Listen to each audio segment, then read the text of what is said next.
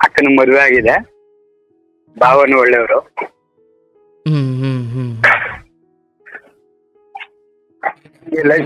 Education ಯಾಕೆ ಬಿಟ್ರಿ sir? Education ಎಲ್ಲಿವರೆಗೂ ಮಾಡಿದ್ರಪ್ಪ? 10th ವರೆಗೂ ಮಾಡಿದೆ ಸರ್. ಅದಾದ್ಮೇಲೆ ಅಮ್ಮನ ಜೊತೆ ಒಂದು ವರ್ಷ ಗಾರ್ಮೆಂಟ್ಸ್ ಹೋದೆ. 10ನೇ ಕ್ಲಾಸ್ ಆದ್ಮೇಲೆ ಯಾಕೆ ಮುಂದುವರ್ಲಿಲ್ಲ? 10th ಅಲ್ಲೇ ಇರುತ್ತಲ್ಲ ಸರ್, ಫ್ರೆಶ್ ಲವ್ ಅದು ಇದು ಅಂತ. ಓ, ಅದು ಅವ್ರ ಕಡೆಯಿಂದ ಬಂದಿರೋದು ಪ್ರಾಬ್ಲಮ್, ಹುಡುಗಿ ಕಡೆಯಿಂದ. ಬಟ್ ಅವ್ರ ರೇಂಜ್ ಬೇರೆನೆ ಇತ್ತು. ಅದರಿಂದ ನಮ್ಗೆ ಒಂದ್ ಸ್ವಲ್ಪ ಭಯ ಆಗಿ ಸ್ಕೂಲ್ಗೆ ಚಕ್ಕರ್ ಹೊಡೆದು ಆಗ ಈಗ ಕೊನೆಗೆ RTE ಇಟ್ಕೊಂಡು ಎಕ್ಸಾಮ್ ಪಾಸ್ ಮಾಡ್ಕೊಂಡೆ ಸರ್. ಅದಾದ್ಮೇಲೆ ಅಮ್ಮನ ಜೊತೆ ಗಾರ್ಮೆಂಟ್ಸ್ ಕೊಡ್ತಿದ್ದೆ. ಅಲ್ಲಿರೋರೆಲ್ಲ ಇನ್ನು 6ನೇ ಕ್ಲಾಸ್ ಹುಡುಗನ್ನ ಕರ್ಕೊಂಡ್ ಬಂದಿದ್ಯಾ ಹಾಗೆ ಹೀಗೆ ಅಂತ ಹೇಳಿ ಬೈತಿದ್ರು. ಅದೇ ಟೈಮ್ಗೆ ನನ್ 1 year ಆಗೋಗಿತ್ತು. ಕಸಿನ್ ಬ್ರದರ್ ಫ್ರೆಂಡು ಕಾಲೇಜಿಗೆ ಸೇರೋಣ ಅಂತ ಪ್ಲಾನ್ ಮಾಡಿದ್ರು. ಅವರು ಕೂಡ SLC ಆದ್ಮೇಲೆ ಕೆಲಸ ಮಾಡ್ತಾ ಇದ್ರು. ಅದಾದ್ಮೇಲೆ ಸರಿ ನಾನು ಜಾಯ್ನ್ ಆಯ್ತೀನಿ ಅಂದ್ಬಿಟ್ಟು ಫಸ್ಟ್ ಇಯರ್ ಜಾಯ್ನ್ ಆದ. ಅದನ್ನು ಒಂದು ವಿಷ್ಣುವರ್ಧನ್ ಸರ್ ಕಸದ್ಮೇಲೆ ನಾನು ಕಾಲೇಜಿಗೆ ಹೋಗ್ಬಿಟ್ಟಿದ್ದೆ ಸರ್. ನಾನು ಅವ್ರ ಅಪ್ಪಟ ಅಭಿಮಾನಿ. ಅಂದ್ರೆ ನೀವು ಕಾಲೇಜ್ ಹೋಗೋದು ಬಿಡೋದಕ್ಕೂ ಅವ್ರ ಸಾವಿಗೂ ಏನ್ ಸಂಬಂಧ? ಸಂಬಂಧ ಏನಿಲ್ಲ ಸರ್. ಅದೇ ಬೇರೆನೇನೋ ಆಯ್ತು ಮನೇಲಿ. ಒಂದು ಸಾಂಗ್ ಬರೋ ಮುಖಾಂತರ ಏನ್ ಬರೋ ಮುಖಾಂತರ ಒಂದು ಸಾಂಗ್ ಬರ್ತಿತ್ತು ಸರ್. ಸಾಂಗು? ಒಂದು ಟಿವಿನಲ್ಲಿ ಒಂದು ಹಾಡು ಬರ್ತಾ ಇತ್ತು. ಅದು ಬೇಡ, ಅವ್ರ ಅಭಿಮಾನಿಗಳು ತಪ್ಪು ತಿಳ್ಕೊಬಿಡ್ತಾರೆ. ನಾನು ಕೂಡ ಅವ್ರ ಅಭಿಮಾನಿ. ಒಂದು ಸಾಂಗ್ ಬರ್ತಾ ಇತ್ತು. ಅಲ್ಲಿ ಆ ಟೈಮಲ್ಲಿ ಏನೋ ನನ್ನ ಬಾಯಲ್ಲಿ ಏನೋ ಬಂತು. ಮಾರನೇ ದಿವಸ ಅಮ್ಮ ಜಾಡ್ಸು ಅದೇ ಬಿಡಿಸಿದ್ರು. ಯಾರು ನಿನ್ಗೆ? ರಾತ್ರಿ ಯಾವ ಬಾಯಲ್ಲಿ ಹೇಳಿದೆ ನೋಡು ಹಿಂಗೆ ಅಂದ್ಬಿಟ್ಟು. ಆಮೇಲೆ ಕಾಲೇಜ್ ತರ ಇರ್ಲಿಲ್ಲ, ಸ್ಕೂಲ್ ತರ ಟ್ರೀಟ್ ಮಾಡ್ತಾ ಇದ್ರು. ಅಡ್ಜಸ್ಟ್ ಆಗ್ಲಿಲ್ಲ. ಕಸಿನ್ ಬ್ರದರ್ಸ್ಗೆಲ್ಲ ಕಾಲೇಜಲ್ಲಿ ಸೀಟ್ ಸಿಗ್ಲಿಲ್ಲ. ನನ್ನ ಒಬ್ಬನಿಗೆ ಸಿಕ್ತು, ಅವ್ರಿಗೆ ಸಿಗ್ಲಿಲ್ಲ. ಆದ್ರಿಂದ ಮೈಂಡ್ ಅಪ್ಸೆಟ್ ಆಯ್ತು, ಕಾಲೇಜ್ಗೆ ಹೋಗ್ಲಿಲ್ಲ. ಅರ್ಧಕ್ಕೆ ಬಿಟ್ಟೆ. ಅದಾದ್ಮೇಲೆ ಮತ್ತೆ ಅಮ್ಮನ ಜೊತೆ ಕೆಲ್ಸಕ್ಕೆ ಅಂತ ಹೋಗಕ್ಕೆ ಕರೆದ್ರು. ನಾನ್ ಬೇರೆ ಮಾಡ್ತೀನಿ ಅಂದ್ಬಿಟ್ಟು ಕೆಲಸ ಕಾರ್ಯ ಇಲ್ಲದೆ 2-3 ವರ್ಷ ಪೋಲಿ ಬಿದ್ದೆ ಸರ್. ಪೋಲಿ ಬಿದ್ದೆ ಅಂದ್ರೆ ಯಾವ ತರ?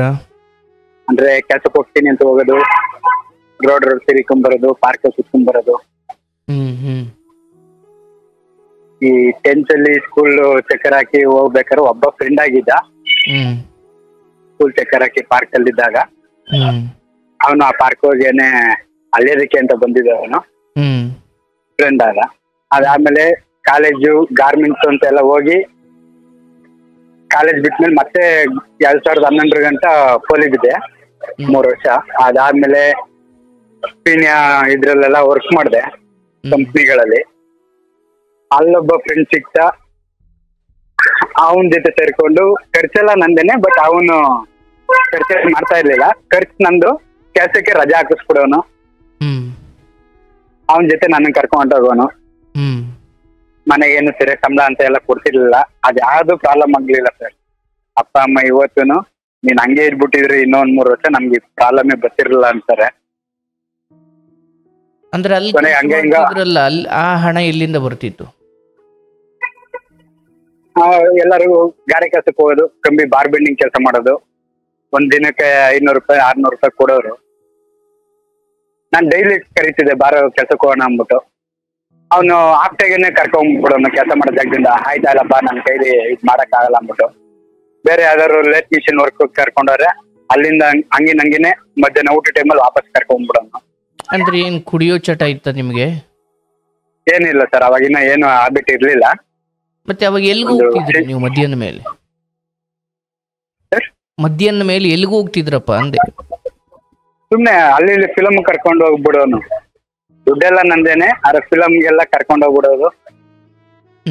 ಆತರ ಮಾಡಿಸ್ತಿದ್ದ. ಸರಿ ಆಯ್ತು ಅಂದ್ಬಿಟ್ಟು ಮನೇಲಿ ಸಂಬಳ ತಂದು ಕೊಡ್ತಾ ಇಲ್ಲ, ಜಗಳ ಆಯ್ತು. ಜಗಳ ಅಂದ್ರೆ ತೀರಕ್ಕಲ್ಲ, ಮಾಮೂಲಿ ಬೈಗಳ ಕೆಲ್ಸಕ್ಕೆ ದುಡಿಯೋಬೇಕಾಗಿರೋ ಮಗ ದುಡಿಯಕ್ ಹೋಗಲ್ಲ ಹಂಗೆ ಹಿಂಗೆ ಅಂತ. ಅದಾದ್ಮೇಲೆ ರಾಜಾಜಿನಗರದಲ್ಲಿ ಒಂದು ಕೆಲಸಕ್ಕೆ ಅಂತ ಗಾರ್ಮೆಂಟ್ಸ್ಗೆ ಅಂತ ಸೇರ್ಕೊಂಡೆ. ಅಲ್ಲೂ ಕೂಡ ಹುಡುಗಿರ್ದೆ ಪ್ರಾಬ್ಲಮ್ ಆಯ್ತು. ಹುಡುಗಿರ್ದೆ ಇಬ್ರು 3 ಜನ ನಮ್ಮ ಅತ್ತೆಯವರು ಆ ಗಾರ್ಮೆಂಟ್ಸ್ಗೆ ಅಲ್ಲೇ ಕೆಲಸ ಮಾಡ್ತಾ ಇದ್ರು. ಒಂದ್ ಟೈಮಲ್ಲಿ ಅಮ್ಮ, ಚಿಕ್ಕಮ್ಮ, ಅತ್ತೆ, ಮಾವ ಎಲ್ಲಾರು ಅದೇ ಗಾರ್ಮೆಂಟ್ಸ್ ಅಲ್ಲಿ ಕೆಲಸ ಮಾಡ್ತಿದ್ದವರು. ಅಮ್ಮ ನಾವು ಬೆಳೆದು ಕೆಲ್ಸಕ್ಕೆ ಹೋಗೋ ಟೈಮಲ್ಲೆಲ್ಲ ಇಲ್ಲೇ ಲೋಕಲ್ ಅಲ್ಲಿ ಏಜ್ ಆಗಿತ್ತಲ್ಲ, ಇಲ್ಲ ಹತ್ರದಲ್ಲೇ ಮನೆ ಹತ್ರನೇ ಕೆಲಸ ಮಾಡ್ತಿದ್ರು ಸಣ್ಣ ಪುಟ್ಟದಲ್ಲಿ. ಅತ್ತೆ ಮಾತ್ರ ಅದೇ ಗಾರ್ಮೆಂಟ್ಸ್ ಅಲ್ಲಿ ಕೆಲಸ ಮಾಡ್ತಾ ಇದ್ರು. ಅತ್ತೆ ನನಗೆ ಬೈದು ಬುದ್ಧಿ ಹೇಳಿ ಕರ್ಕೊಂಡು ಅಲ್ಲಿ ಕೆಲ್ಸಕ್ಕೆ ಹಾಕೊಂಡ್ರು. ಅಲ್ಲೂ ಅದೇ ಹುಡುಗಿರ್ದೇ ಪ್ರಾಬ್ಲಮ್ ಆಯ್ತು. ಹುಡುಗಿರ್ ಕಡೆಯಿಂದ ಹೋಯ್ತಿದ್ದು ಕೆಲ್ಸಕ್ಕೆ. ಹುಡುಗಿರ್ ಕಡೆಯಿಂದ ಏನ್ ಪ್ರಾಬ್ಲಮ್? Love sir. ಅದ್ ಹೇಗೆ ಹುಡುಗಿರ್ ಕಡೆಯಿಂದ ಆಗುತ್ತೆ ಸರ್? ನಾನ್ ಕೆಲ್ಸಕ್ಕೆ ಸೇರಿದ್ದೀನೇ ಅದೇ ಇನ್ನೊಂದು ಹುಡುಗಿನ ಜಾಯ್ನ್ ಆಯ್ತು. ಆ ಹುಡುಗಿ ಬೇರೆ ಸೆಕ್ಷನ್, ನಾನ್ ಬೇರೆ ಸೆಕ್ಷನ್. ಕೆಲಸ ಜಾಸ್ತಿ ಇರೋ ಟೈಮಲ್ಲಿ ಆ ಸೆಕ್ಷನ್ ಇಂದ ಇಲ್ಲಿಗೆ ನಮ್ ಸೆಕ್ಷನ್ಗೆ ಕರ್ಸ್ಕೊಳ್ಳೋರು. ಅಲ್ಲಿ ನೋಡಿ ಊಟ ಟೈಮಲ್ಲಿ ಮಾತಾಡ್ಸ್ಕೊಂಡು ನಾನ್ ಮೂಗ ಅಂದ್ರೆ ಮೂಗ ಸರ್. ಹೆಣ್ಮಕ್ಳ ಹತ್ರ ಆಂಟಿದಿರ ಹತ್ರನು ಮಾತಾಡ್ತಿರ್ಲಿಲ್ಲ. ಆಂಟಿದಿರೆಲ್ಲ ಬೈತಿದ್ರು, ಹಿಂಗಿದ್ರೆ ಆಗಲ್ಲ, ಹುಡುಗಿರ ಹತ್ರ ಮಾತಾಡ್ದಿರೋ ಪರವಾಗಿಲ್ಲ, ನಮ್ಮ ಹತ್ರ ಮಾತಾಡು ಅಂತ. ಆದ್ರೂ ನಾನು ಯಾರ ಹತ್ರನು ಮಾತಾಡ್ತಿರ್ಲಿಲ್ಲ. ನನ್ ಕಸಿನ್ ಬ್ರದರ್ ಎಜುಕೇಶನ್ ಕಂಪ್ಲೀಟ್ ಮಾಡಿ ಊರಿಂದ ಬೆಂಗಳೂರು ಬಂದ. ಅವನನ್ನ ಅಲ್ಲಿಗೆ ಸೇರ್ಸ್ಕೊಂಡೆ ನನ್ ಜೊತೆನೆ. ಅವನ್ಗೂ ಒಂದ್ ಹುಡುಗಿ ಇಷ್ಟ ಆಗೋಯ್ತು.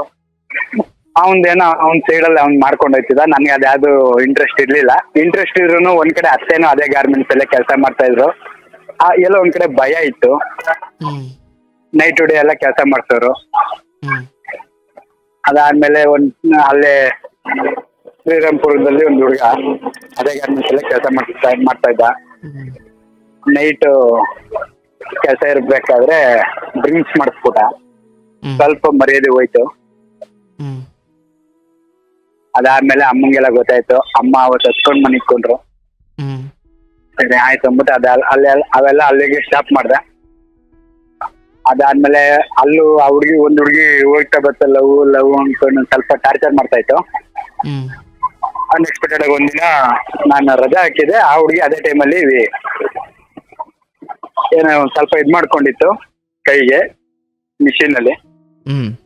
ಅದಾದ್ಮೇಲೆ ವರಂಡ ಇರುತ್ತಲ್ಲ ಸರ್, ಮೆಟ್ಲಿಂದ ಮೆಟ್ಲಿಗೆ, ಫ್ಲೋರ್ ಇಂದ ಫ್ಲೋರ್ಗೆ ಹೋಗೋದಕ್ಕೆ, ಅಲ್ಲಿ ನಾನು ಲಂಚ್ ಮುಗಿಸ್ಕೊಂಡ್ ಬರ್ತಾ ಇದೆ. ಆ ಗ್ಯಾಪ್ ಅಲ್ಲಿ ಮುಚ್ಕೊಬಿಟ್ಲು.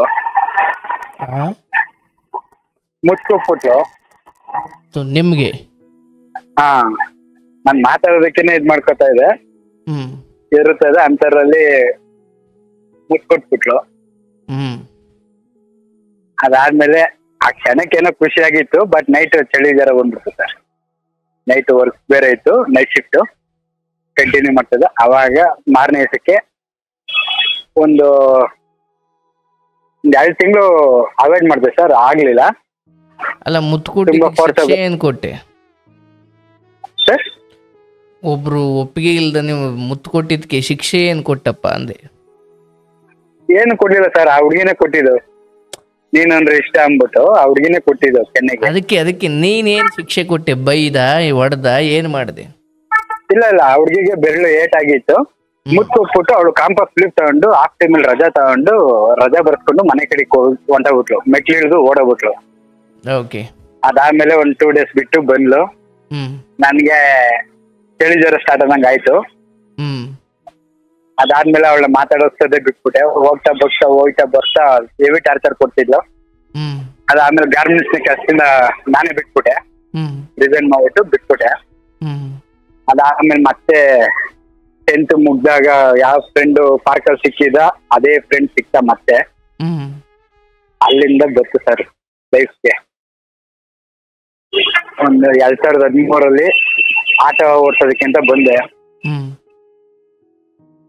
ಬಾಡಿಗೆ ಗಾಡಿ ಓಡಿಸ್ಕೊಂಡು ಅದೇ ಗಾಡಿನ ಸ್ವಂತ ಮಾಡ್ಕೊಂಡೆ.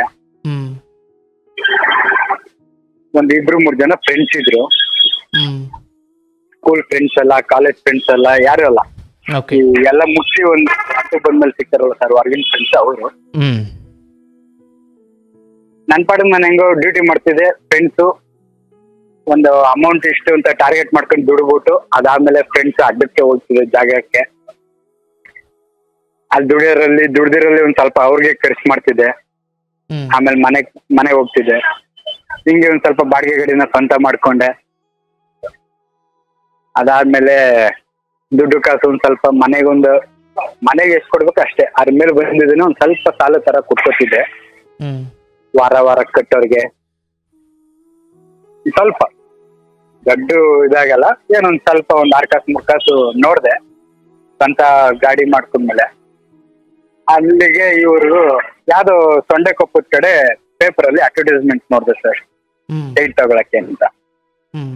ಶಾರ್ಟೇಜ್ ಆಯ್ತು, ಸೈಟ್ ಬರಲ್ಲ ಇದಕ್ಕೆ, ಇನ್ನ ಬ್ಯಾಂಕ್ ಲೋನು ಅವೆಲ್ಲ ಬೇಕು, ಇಲ್ಲ ಶ್ಯೂರಿಟಿಗೆ ಯಾರು ಸೈನ್ ಹಾಕ್ಬೇಕು ಹಾಗೆ ಹೀಗೆ ಅಂದ್ರು. ಸರಿ ಆಯ್ತು ಅಂದ್ಬಿಟ್ಟು ನಾನು ಕೇಳಿದೆ ಒಂದಿಬ್ರನ್ನ, ಯಾರು ಆಗಲ್ಲ ಅಂದ್ರು. ಸರಿ ಆಮೇಲೆ ಫ್ರೆಂಡ್ ಬಂದು ತಲೆಗೆ ಹುಳ ಬಿಟ್ಟ ಸರ್, ತಲೆ ಕೆಡಿಸ್ತಾ, ಜಾಗ ಸೈಟ್ ಅಂತೂ ಬರೋದಿಲ್ಲ, ನಮ್ಗೆ ಆಟೋ ಹಾಕೊಡು, ಆಟೋ ಹಾಕೊಟ್ರೆ ಡೈಲಿ ಬಾಡಿಗೆ ಕೊಟ್ಕೊಂಡಿರ್ತೀವಿ, ನಮಗೂ ಮಾಡೋದಕ್ಕೆ ಕೆಲಸ ಇಲ್ಲ, ಮನೇಲಿ ಮರ್ಯಾದೆ ಇಲ್ಲ, ನೀನೊಂದು ಗಾಡಿ ಹಾಕೊಟ್ರೆ ಡೈಲಿ ಗಾಡಿ ಬಾಡಿಗೆ ಕೊಡ್ತೀನಿ ಅಂತ ಅಂದ 2014ರಲ್ಲಿ. ಸರಿ ಆಯ್ತು ಅಂದ್ಬಿಟ್ಟು ಜೊತೆಲಿದ್ದ ಇಬ್ರಿಗೂ ಒಂದೊಂದು ಗಾಡಿಗಳು ಹಾಕೊಟ್ಟೆ. ಅದಾದ್ಮೇಲೆ ಆ ಗ್ಯಾಪ್ ಅಲ್ಲಿ ಇನ್ನೊಂದ್ 3 ಜನ ರೀಸೆಂಟ್ ಆಗಿ ಫ್ರೆಂಡ್ ಆಗಿದ್ರು. ಅದ್ರಲ್ಲಿ ಒಬ್ಬಂಗೆ ಅಪ್ಪ ಅಮ್ಮ ಇರ್ಲಿಲ್ಲ, ಇನ್ನೊಬ್ಬ ರೋಡ್ ತಿರುಗೋ ಟಪ್ಪರು. ಆದ್ರೆ ನಮ್ಮ ಹತ್ರ ಎಷ್ಟು ಇರ್ಬೇಕಾಯ್ತು ಅಷ್ಟು ಲಿಮಿಟ್ ಅಲ್ಲಿ ಇದ್ರು, ಬಟ್ ಒಳಗೊಳಗೇನೆ ಮುಂದೆ ಆಟ ಆಡ್ಬಿಟ್ರು. ತುಂಬಾ ವರ್ಷಗಳಿಂದ ಫ್ರೆಂಡ್ ಆಗಿದ್ದ ಇವನು, ಒಂದ್ 2-3 ಜನ. ಅವ್ರಗಳ ಜೊತೆ ಈ ಹೊಸಬ್ರು ಬಂದ್ಮೇಲೆ ಅವ್ರು ಮಾತ್ರ ಫ್ರೆಂಡ್ಸ್, ನಾವು ಫ್ರೆಂಡ್ಸ್ ಅಲ್ವಾ, ನಮಗೂ ಗಾಡಿಗಳು ಹಾಕೊಡು, ನಮಗೂ ಮಾಡೋದಕ್ಕೆ ಕೆಲಸ ಇಲ್ಲ, ಕಲೆಕ್ಷನ್ ಕೊಟ್ಕೊಂಡಿರ್ತೀವಿ, ಕೈಗೆ ಬಾಡಿಗೆ ಕೊಡ್ತೀವಿ ಅಂತ. ನನ್ನ ಹತ್ರ ಇದ್ದಿದ್ದ ಅಮೌಂಟ್ ಎಲ್ಲ ಖಾಲಿ ಆಗಿತ್ತು. ಈ ಮುಂಚೆ ಕೊಡಿಸಿದ್ರಲ್ಲ, ಅವರು ನ್ಯಾಯವಾಗಿ ಪ್ರಾಮಾಣಿಕವಾಗಿ ಬಾಡಿಗೆ ಕೊಡ್ತಿದ್ರ? ಇಲ್ಲ ಸರ್, ಅವ್ರಿಬ್ರಿಗೂ ಗಾಡಿ ಹಾಕೊಟ್ಟು 1 ವಾರದಲ್ಲೇನೆ ಈ ಮಿಕ್ಕಿದವ್ರು ಕೇಳಿದ್ದು. ಸರಿ ಆಯ್ತು ಅಂದ್ಬಿಟ್ಟು ಫುಲ್ ಕ್ಯಾಶ್ ಕೊಟ್ಟು ತಗೊಂಡಿದ್ದ ಡಾಕ್ಯುಮೆಂಟ್ಸ್ಗಳನ್ನ ಫೈನಾನ್ಸ್ ಅಲ್ಲಿ ಇಟ್ಟೆ.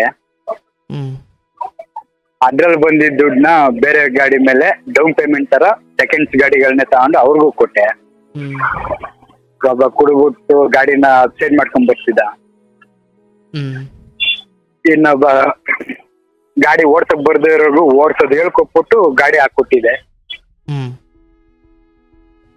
ಬೆಳಗ್ಗೆನೆ ಮಾರ್ಕೆಟ್ ಅಲ್ಲಿ ಪೊಲೀಸರ ತಗ್ಲಾಕೊಂಡು ಒಂದ್ ಫೋನ್ ಮಾಡಿದ್ರೆ ಬಿಡ್ಸ್ಕೊಬಿಡ್ತಿದ್ರು ಸರ್. ನಾನೇ ಹೋಗಿ ಏನೋ ಒಂಥರ ದಾವಲತ್ತ ಮಾತಾಡ್ತಿದ್ರು, ಪೊಲೀಸರು ಹಿಡ್ಕೊಂಡ್ರು. ನಾನು ಡ್ಯೂಟಿ ಮುಗಿಸ್ಕೊಂಡು ಒಂದು 10 ಗಂಟೆಗೆ ಡ್ಯೂಟಿಗೆ ಹೋಗಿ ಸುತ್ತಾಡ್ಕೊಂಡು ನನ್ನ ರೂಟ್ಗೆ ಬಂದಿದೆ.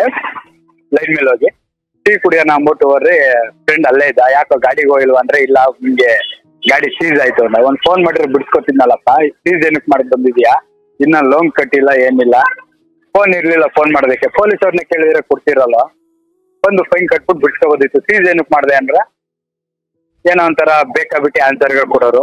ಸರಿ ಆಯ್ತು, 1 ವಾರ ಟೈಮ್ ಕೊಟ್ರೆ ಬಿಡ್ಸ್ಕೊಂಡ್ ಕೊಡ್ತೀವಿ ಅಂದ್ರೆ ಒಂದು 15 ದಿವಸ ಟೈಮ್ ಕೊಟ್ಟೆ. ಸೀಸ್ ಆಗಿರೋ ಗಾಡಿ ಬಿಡ್ಸ್ಕೊಂಡ್ಬಂದು ಕೊಟ್ರು. ಆಮೇಲೆ ಗಾಡಿನ ನೈಟ್ ಎಲ್ಲೆಲ್ಲೋ ಎತ್ಕೊಂಡ್ ಬಿಡೋರು ಊರಿಂದೂರ್ಗೆ. ಆ ಕಲೆಕ್ಷನ್ ಸರಿಯಾಗಿ ಕೊಡ್ತಾ ಇರ್ಲಿಲ್ಲ. ಅದಕ್ಕೆ ತಿಂಗಳಿಗೆ ಲೋನ್ ಕಟ್ಬೇಕಾಗಿತ್ತು, ಸಪರೇಟ್ ಬಡ್ಡಿ ಕಟ್ಬೇಕಾಗಿತ್ತು, ಬೇರೆ ಕಡೆ ಡಾಕ್ಯುಮೆಂಟ್ಸ್ ಇಟ್ಟಿದ್ನಲ್ಲ ಫೈನಾನ್ಸ್ ಆಫೀಸಲ್ಲಿ, ಅಲ್ಲಿ ಫೈನಾನ್ಸು ಕಟ್ಬೇಕಾಗಿತ್ತು. ತುಂಬಾ ಪ್ರೆಷರ್ ಆಗುತ್ತೆ ಸರ್. ಆದ್ರೂ ಹಂಗ ಒದ್ದಾಡ್ಕೊಂಡು ಅಲ್ಲಿ ಇಲ್ಲಿ ಬೇರೆ ಕಡೆ ಸಾಲ ಮಾಡಿ ಗಾಡಿ ಉಳಿಸ್ಕೊಳ್ಳೋಣ ಅಂದ್ಬಿಟ್ಟು ಇದ್ ಮಾಡ್ಕೊಂಡು ಅಡ್ಜಸ್ಟ್ ಮಾಡ್ಕೊಂಡಿದ್ದೆ. ಅವ್ರು ಕೊಡೋ ಕಲೆಕ್ಷನ್ ಅಲ್ಲೂ ಕೂಡ ಎಷ್ಟೋ ಅವ್ರಿಗೆ ಒಂದ್ ಸ್ವಲ್ಪ ಖರ್ಚು ಮಾಡ್ತಿದ್ದೆ. ಅವ್ರು 150 ರೂಪಾಯಿ ಕಲೆಕ್ಷನ್ ಕೊಟ್ರೆ ಅವ್ರಿಗೆ 50 ರೂಪಾಯಿ ಖರ್ಚು ಮಾಡ್ಬಿಟ್ಟು ಹೋಗ್ತಿದ್ದೆ ನಾನು, ಫ್ರೆಂಡ್ಸ್ ಅಂದ್ಬಿಟ್ಟು. ಬರ್ತಾ ಹೊಸಬ್ರುಗಳು ಯಾವ ಫ್ರೆಂಡ್ಸ್ ಆದ್ರು ಎಲ್ಲ ಒಟ್ಟಿಗೆ ಸೇರ್ಕೊಂಡ್ರು ಸರ್. ಯಾವ್ದಾದ್ರು ಮಾತಿಗೆ ಬಾಸ್ಟರ್ಡ್ ಅನ್ನೋ ಇಂಗ್ಲಿಷ್ ಅಲ್ಲಿ ಹೇಳ್ತಾ ಇದೀನಿ ಸರ್, ಬಾಸ್ಟರ್ಡ್ ಅನ್ನೋ ಮಾತುಗಳು ಉಪಯೋಗಿಸಿದ್ರು. ಕಲೆಕ್ಷನ್ ಲೇಟ್ ಮಾಡ್ತಾ ಇದ್ರು. ನೋಡ್ರಪ್ಪ, ನಿಮ್ಮನ್ನ ನಂಬಿ ಗಾಡಿ ಹಾಕಿದ್ದೀನಿ ನಾನು, ಕಲೆಕ್ಷನ್ ಕೊಡ್ರಿ, ಗಾಡಿನ ಆಕ್ಸಿಡೆಂಟ್ ಮಾಡ್ಕೊಬತ್ತೀರಾ, ಕಲೆಕ್ಷನ್ ಸರಿಯಾಗಿ ಕೊಡಲ್ಲ, ನಾನು ಲೋನ್ ಕಟ್ಬೇಕು, ಗಾಡಿ ರಿಪೇರಿ ಬಂದ್ರೆ ಅದಕ್ಕೂ ಕಟ್ಬೇಕು, ಖರ್ಚು ಮಾಡ್ಬೇಕು, ನಾನೊಬ್ಬ ಎಲ್ಲಿಂದ ತರ್ಲಿ, ನೀವು ಕೇಳಿದಕ್ಕೆ ಗಾಡಿ ಹಾಕೊಟ್ಟಿದ್ದೀನಿ, ನೀವು ಡೈಲಿ ಕಲೆಕ್ಷನ್ ಕೊಡ್ರಿ, ಗಾಡಿ ಲೋನ್ ಕಟ್ಟಿರಲ್ವಾ ನಿಮ್ಗೂ ಓಡಿಸೋದಕ್ಕೆ ಗಾಡಿ ಇರೋದು ಅಂದ್ಬಿಟ್ಟು ಎಷ್ಟೋ ಒಳ್ಳೆ ರೀತಿಲೆಲ್ಲ ಮಾತಾಡಿದೆ ಸರ್. ಎಣ್ಣೆ ಜಾಸ್ತಿ ಆಗಿ ಏನೇನೋ ಮಾತಾಡಿದ್ರು. ಪರ್ಸನಲ್ ವಿಷಯಕ್ಕೆಲ್ಲ ತಲೆ ಹಾಕಿದ್ರು. ಆಮೇಲೆ ಸುಮಾರು ವರ್ಷದಿಂದ ಫ್ರೆಂಡ್ ಆಗಿದ್ದವನೇ ಯಾವ್ದೋ ಜಾಗಕ್ಕೆ ಕರೆದ ಸರ್. ಆ ಜಾಗಕ್ಕೆ ನಾನು ಕರ್ಕೊಂಡು ಹೋಗ್ಲಿಲ್ಲ ಅವನ್ನ. ಈ ವೇಷವಾಟಿಕೆ ಮಾಡೋ ಜಾಗಕ್ಕೆ ಕರ್ಕೊಂಡು ಹೋಗುವಂತ ಕೈಯಲ್ಲಿ ದುಡ್ಡಿತ್ತು, ಅದನ್ನ ನಾನು ಯಾರಿಗೋ ಸಾಲ ಕೊಟ್ಟವ್ರಿಗೆ ಕೊಡ್ಬೇಕಾಗಿತ್ತು. ಅದನ್ನ ಅಮ್ಮ ಅವನನ್ನು ಕರ್ಕೊಂಡು ಹೋಗಿದೆ. ಅಮ್ಮನ್ಗೆ ಈ ತರ ದುಡ್ಡು ಬೇಕು ಅಂದಾಗ ಅಮ್ಮ ಅಲ್ಲಿ ಗಾರ್ಮೆಂಟ್ಸ್ ಅಲ್ಲಿ ಕೆಲಸ ಮಾಡೋ ಓನರ್ ಹತ್ರ ಇಸ್ಕೊಟ್ಟಿದ್ರು. ಅಮ್ಮನ ಹತ್ರ ಆಟೋದಲ್ಲಿ ಹೋಗಿ ಇಸ್ಕೊಡ್ಬೇಕಾರೆ ಇವನು ಇದ್ದ ಜೊತೆಲೆ ನೋಡ್ದ ಅಮ್ಮ ಸಾಲ ಮಾಡಿ ಇಸ್ಕೊಟ್ಟಿದ್ದೀನ. ಅದೇ ದುಡ್ಡನ್ನ ನಾನು ತಂದು ಫೈನಾನ್ಸ್ ಕಟ್ಬೇಕಾಯ್ತು, ಕಟ್ತೆ. ಮಿಕ್ಕಿದು ಒಂದ್ 2,000 ಇತ್ತು ಸರ್. ಆ ದುಡ್ಡಲ್ಲಿ ವೇಷ ಮನೆಗೆ ಕರ್ಕೊಂಡು ಹೋಗೋದಕ್ಕೆ ಅಂದ್ಬಿಟ್ಟು ಫೋರ್ಸ್ ಮಾಡ್ದ. ನಾನು ಅದಕ್ಕೆ ಒಪ್ಲಿಲ್ಲ. ಅದಾದ್ಮೇಲೆ ಈ ಮೊನ್ನೆ ಫ್ರೆಂಡ್ ಆದವರು ಅಂತ ಹೇಳಿದ್ನಲ್ಲ ಸರ್, ಅವರು ಇವರು ಎಲ್ಲ ಹೋಗಿ ಬಾರಲ್ಲಿ ಚೆನ್ನಾಗಿ ಕುಡ್ದು ಆಮೇಲೆ ಬಂದು ಗಲಾಟೆ ಮಾಡಿದ್ರು 10:30-11 ಗಂಟೆ ರಾತ್ರಿಲಿ. ನನ್ ಪರ್ಸನಲ್ ಟಾಪಿಕ್ ಎಲ್ಲ ತಗೊಂಡ್ರು. ಬೇಡ ಕುಡ್ದಿದ್ದೀರಾ, ಬೆಳಿಗ್ಗೆ ಸಿಗ್ರಿ ಮಾತಾಡೋಣ, ಇವಾಗ ಏನು ಮಾತಾಡ್ಬೇಡ್ರಿ ಅಂದ್ಬಿಟ್ಟು ಎಷ್ಟೋ ಬುದ್ಧಿ ಹೇಳ್ದೆ, ಕೇಳಲಿಲ್ಲ. ನನ್ಗೇನೆ ಕೆಟ್ಟ ಮಾತೆಲ್ಲ ಬೈದ್ರು. ಅದಾದ್ಮೇಲೆ ಎಲ್ಗೋ ಕರ್ಕೊಂಡೋದ್ರು. ಒಂದ್ 2 ಸೆಕೆಂಡ್ ಲೇಟ್ ಆಗಿದ್ರೆ ನನಗೆ ಹೊಡ್ಬಿಡ್ತಿದ್ರು. ಅಷ್ಟು ಕಂಟ್ರೋಲ್ ಮಾಡ್ಕೊಂಡಿದ್ದೆ ಸರ್. ಕೊನೆಗೆ ಆಗ್ಲಿಲ್ಲ, ನಾನೇ ಹೊಡ್ಬಿಟ್ಟೆ. ಅದಾದ್ಮೇಲೆ ಸ್ಟೇಷನ್ ಅದು ಇದು ಅಂತ ಕರ್ಕೊಂಡವ್ರು. ಆ ಸ್ಟೇಷನ್ ಇಂದ ಎಲ್ಲ ಈಚೆಗಡೆ ಬಂದು ಮಾತಾಡಿ ಮತ್ತೆ ಏನಾದ್ರು ಈ ತರ ಆಯ್ತು ಅಂದ್ರೆ ಫೋನ್ ಮಾಡಪ್ಪ ಅಂದ್ಬಿಟ್ಟು ಪೊಲೀಸರು ಒಳ್ಳೆ ರೀತಿಲಿ ರೆಸ್ಪಾನ್ಸ್ ಮಾಡಿದ್ರು. ಅವರೆಲ್ಲ ಓಡೋಗ್ಬಿಟ್ರು. ನಮ್ ಫ್ರೆಂಡ್ ಒಬ್ಬ ಅಮಾಯಕ ತಗ್ಲಾಕೊಂಡ, ಒಳ್ಳೆ ಹುಡುಗ. ಅವನ್ ತಗ್ಲಾಕೊಂಡಲ್ಲ ಅಂದ್ಬಿಟ್ಟು ನಾನೇ ಸ್ಟೇಷನ್ಗೆ ಹೋಗಿ ಈ ತರ ಆಯ್ತು ಸರ್, ಆಟೋ ಹಾಕೊಟ್ಟಿದ್ದೆ, ಆದ್ರೆ ಈ ತರ ಮೋಸ ಮಾಡಿದ್ರು, ಈ ತರ ಇದ್ ಮಾಡ್ತಾ ಇದಾರೆ, ಹುಡುಗ ಬಂದು ಈ ತರ ಜಗಳ ಮಾಡೋದು ಅಷ್ಟೇ, ಇನ್ನೇನ್ ತೊಂದ್ರೆ ಏನಿಲ್ಲ. ಅದಾದ್ಮೇಲೆ ಮಾತಲ್ಲೇ ಎಲ್ಲ ಬಗೆಹರಿಸ್ಕೊಂಡು ಕಳ್ಸಿದ್ರು. ಅದಾದ್ಮೇಲೆ ಗಾಡಿ ಲೋನ್ ಕಟ್ಟೋದಕ್ಕೆ ಎಲ್ಲ ಪ್ರಾಬ್ಲಮ್ ಆಯ್ತು ಸರ್. 7-8 ಗಾಡಿ ಒಂದೇ ಸಲ ಹೊಂಟಾಯ್ತು. ಇವ್ರು ಗಾಡಿ ಬಿಟ್ಮೇಲೆ ನಾವು ಗಾಡಿ ಓಡ್ಸಲ್ಲ ಹಾಗೆ ಹೀಗೆ ಅಂತಿರು. ಸರಿ ಆಯ್ತು, ಬೇಡ ನೀವು ಓಡ್ಸಲ್ಲ ಅಂದ್ರೆ ಬೇರೆ ಡ್ರೈವರ್ಗಳು ಕೊಟ್ಕೋತೀನಿ, ನಮ್ ಬಂಡವಾಳ ಹಾಕಿದೀನಿ ಅಂದ್ಬಿಟ್ಟು ಜೊತೆ ಬೇರೆ ಡ್ರೈವರ್ಗಳು ಕೊಟ್ರೆ ಫೈನಾನ್ಸ್ ಆಫೀಸ್ಗಳಿಗೆ ಫೋನ್ ಮಾಡೋದು, ಗಾಡಿನ ಸೀಸ್ ಮಾಡ್ತಾರೆ.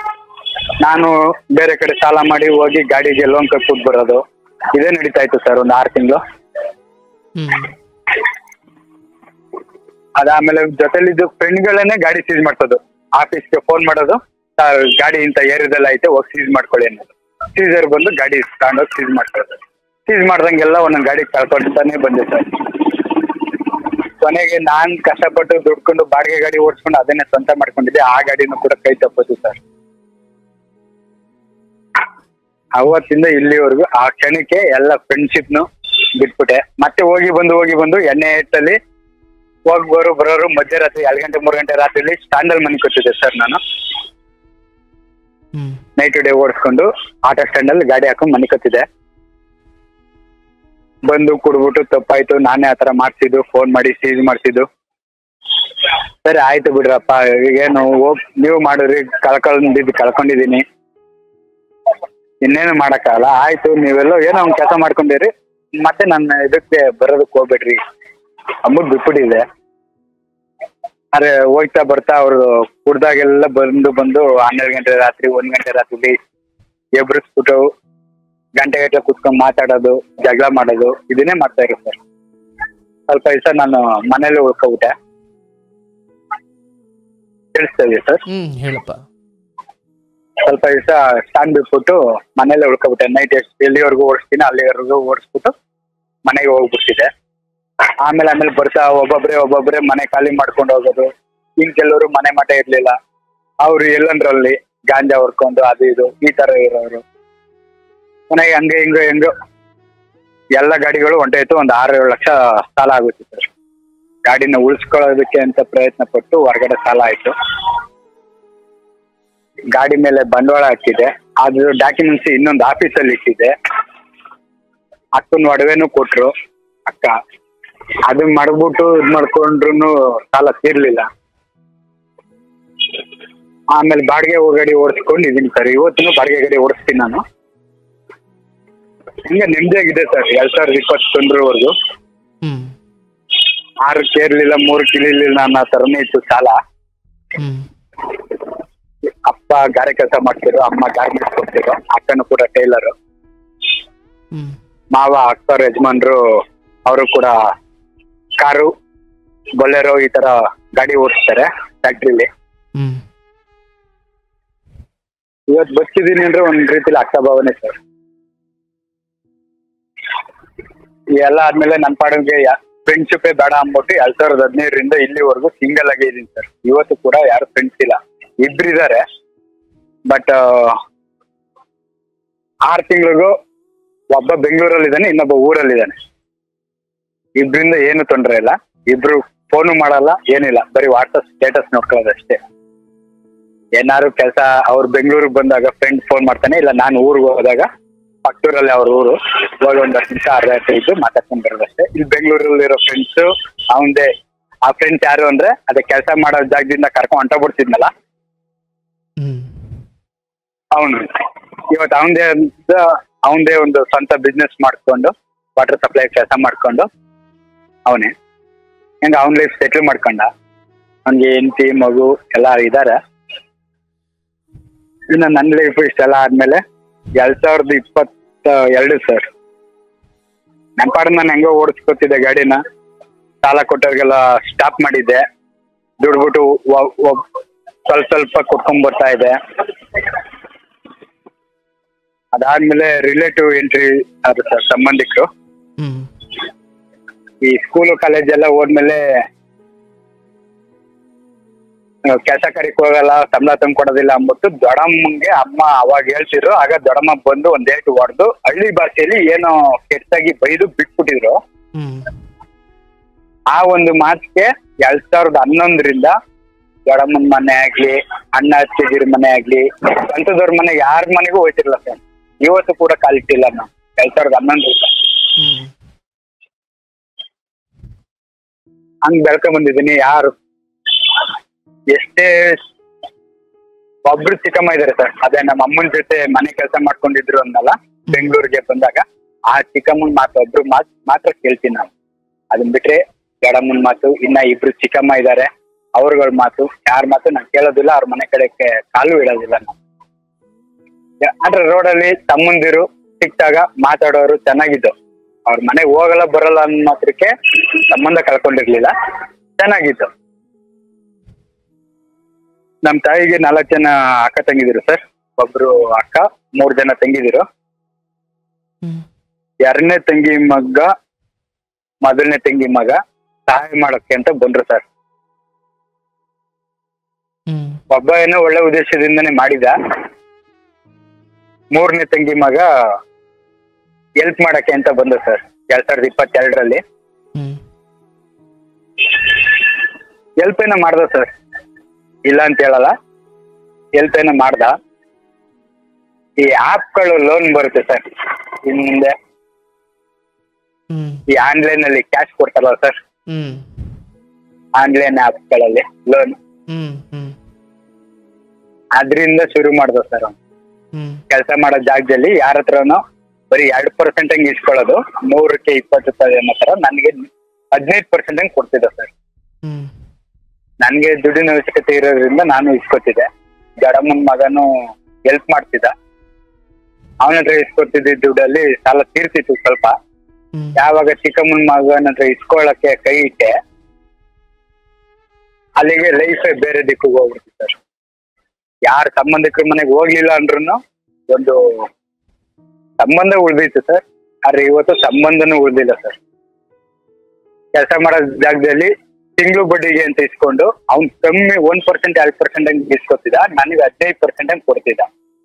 ಸರಿ, ನನ್ಗೆ ದುಡ್ಡಿನ ಅವಶ್ಯಕತೆ ಇದ್ರಿಂದ ನಾನು ಇಸ್ಕೊತಿದ್ದೆ, ಕೊಡ್ತಾ ಇದ್ದೆ. ಹೀಗೆ ಮಾಡ್ತಾ ಇದ್ದೆ ಸರ್. 4-5 ತಿಂಗಳು ಕೊಡೋದು ಇಸ್ಕೊಳ್ಳೋದು ಮಾಡ್ತಾ ಇದ್ದ. ಈ ರಮ್ಮಿ ಗೇಮ್ ಅಲ್ಲಿ ಟೀಮ್ ಪತಿ ಅಂತಾನು ಬರುತ್ತೆ ಸರ್ ಗೇಮ್. ಡ್ರ್ಯಾಗನ್ ಟೈಗರ್ ಅಂತ, ಯಾವ್ದು ಗೆಲ್ಲುತ್ತೆ ಬೆಟ್ಟಿಂಗ್ ನೋಡಿ ದುಡ್ಡು ಹಾಕೋದು. ಇವ್ ಯಾವ್ದು ಐಡಿಯಾಸೇ ನನ್ಗಿರ್ಲಿಲ್ಲ. ಇನ್ಸ್ಟಾಗ್ರಾಮ್, ಫೇಸ್ಬುಕ್ ಇದ್ಯಾವುದು ಕೂಡ ಯೂಸ್ ಮಾಡಲ್ಲ. ಅವನ್ ಕಡೆಯಿಂದ ಅವನ್ ಹೇಳ್ಕೊಟ್ಟ ಚಿಕ್ಕಮ್ಮನ ಮಗ. ಅರೆ ಅಡಿಟ್ ಆಗ್ಲಿಲ್ಲ ಸರ್. ನಾನು ಏನೇ ಒಂದು ತಪ್ಪು ಮಾಡೋದಕ್ಕಿಂತ ಮುಂಚೆ ತಪ್ಪು ದೊಡ್ಡದಾದ್ರೆ ಏನಾಗುತ್ತೆ, ನಮ್ ಲಿಮಿಟ್ ಅಲ್ಲಿ ನಾನು ಇರ್ತೀನಿ ಅನ್ನೋದು ನನ್ಗೆ ಗೊತ್ತಿತ್ತು. ಏನೇ ಒಂದು ಪರನು ಗೆಲ್ತಿದೆ. ಒಂದು 300 ರೂಪಾಯಿ ಹಾಕೊಂಡ್ರೆ 1,000 ಆಗಿದ ತಕ್ಷಣ ಕ್ಯಾಶ್ ಔಟ್ ಹೊಡ್ಕೊಂಡು ಸುಮ್ನೆ ಆಗ್ಬಿಡ್ತಿದೆ ಸರ್. ದೊಡ್ಡಮ್ಮನ ಮಗನ್ಗೆ ಹೇಳ್ಕೊಟ್ಟ, ಅಣ್ಣ ಆಗ್ಬೇಕು, ಅವ್ರಿಗೆ ಹೆಂಡತಿ ಮಗು ಎಲ್ಲ ಇದೆ, ಅವರು ಆಡ್ತಿದ್ರು. ಅವ್ರೊಂದು 100 ರೂಪಾಯಿ ಹಾಕೊಂಡು ಒಂದು 500 ರೂಪಾಯಿ ಆಗ್ಬಿಟ್ರೆ ಹೇಳ್ಕೊಂಡು ಸುಮ್ನೆ ಆಗ್ಬಿಡ್ತಿರು ಸರ್.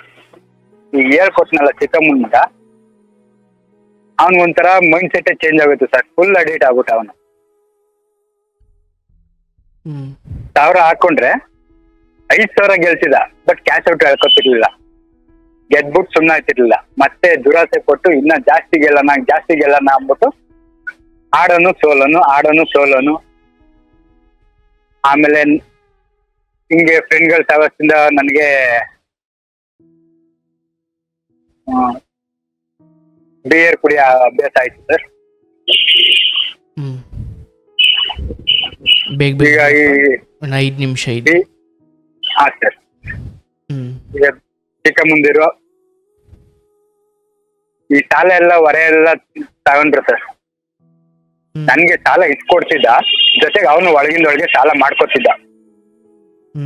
ಅವ್ರು ಏನೇ ಒಂದ್ ತಪ್ಪು ಮಾಡಿದ್ರು ಅವ್ರನ್ನ ಸಿಗರೇಟ್ ಹೊಡಿದ್ರೆ ಸರ್, ನಾವು ಕೆಲಸ ಕಾರ್ಯಕ್ಕೆ ಹೋಗೋ ವಯಸ್ಸಲ್ಲಿ ಅವ್ರಿಂದ ಸ್ಕೂಲ್ಗೆ ಹೋಗ್ತಿರು. ಅವ್ರ ಕಾಲೇಜ್ ಲೈಫ್ ಬಂದಾಗ ಅವ್ರದೇ ಅಂತ ಒಂದು ಥಿಂಗ್ ಸಿಗುತ್ತೆ, ಫ್ರೆಂಡ್ಶಿಪ್, ಹೊರಗಿನ ಪ್ರಪಂಚಕ್ಕೆ.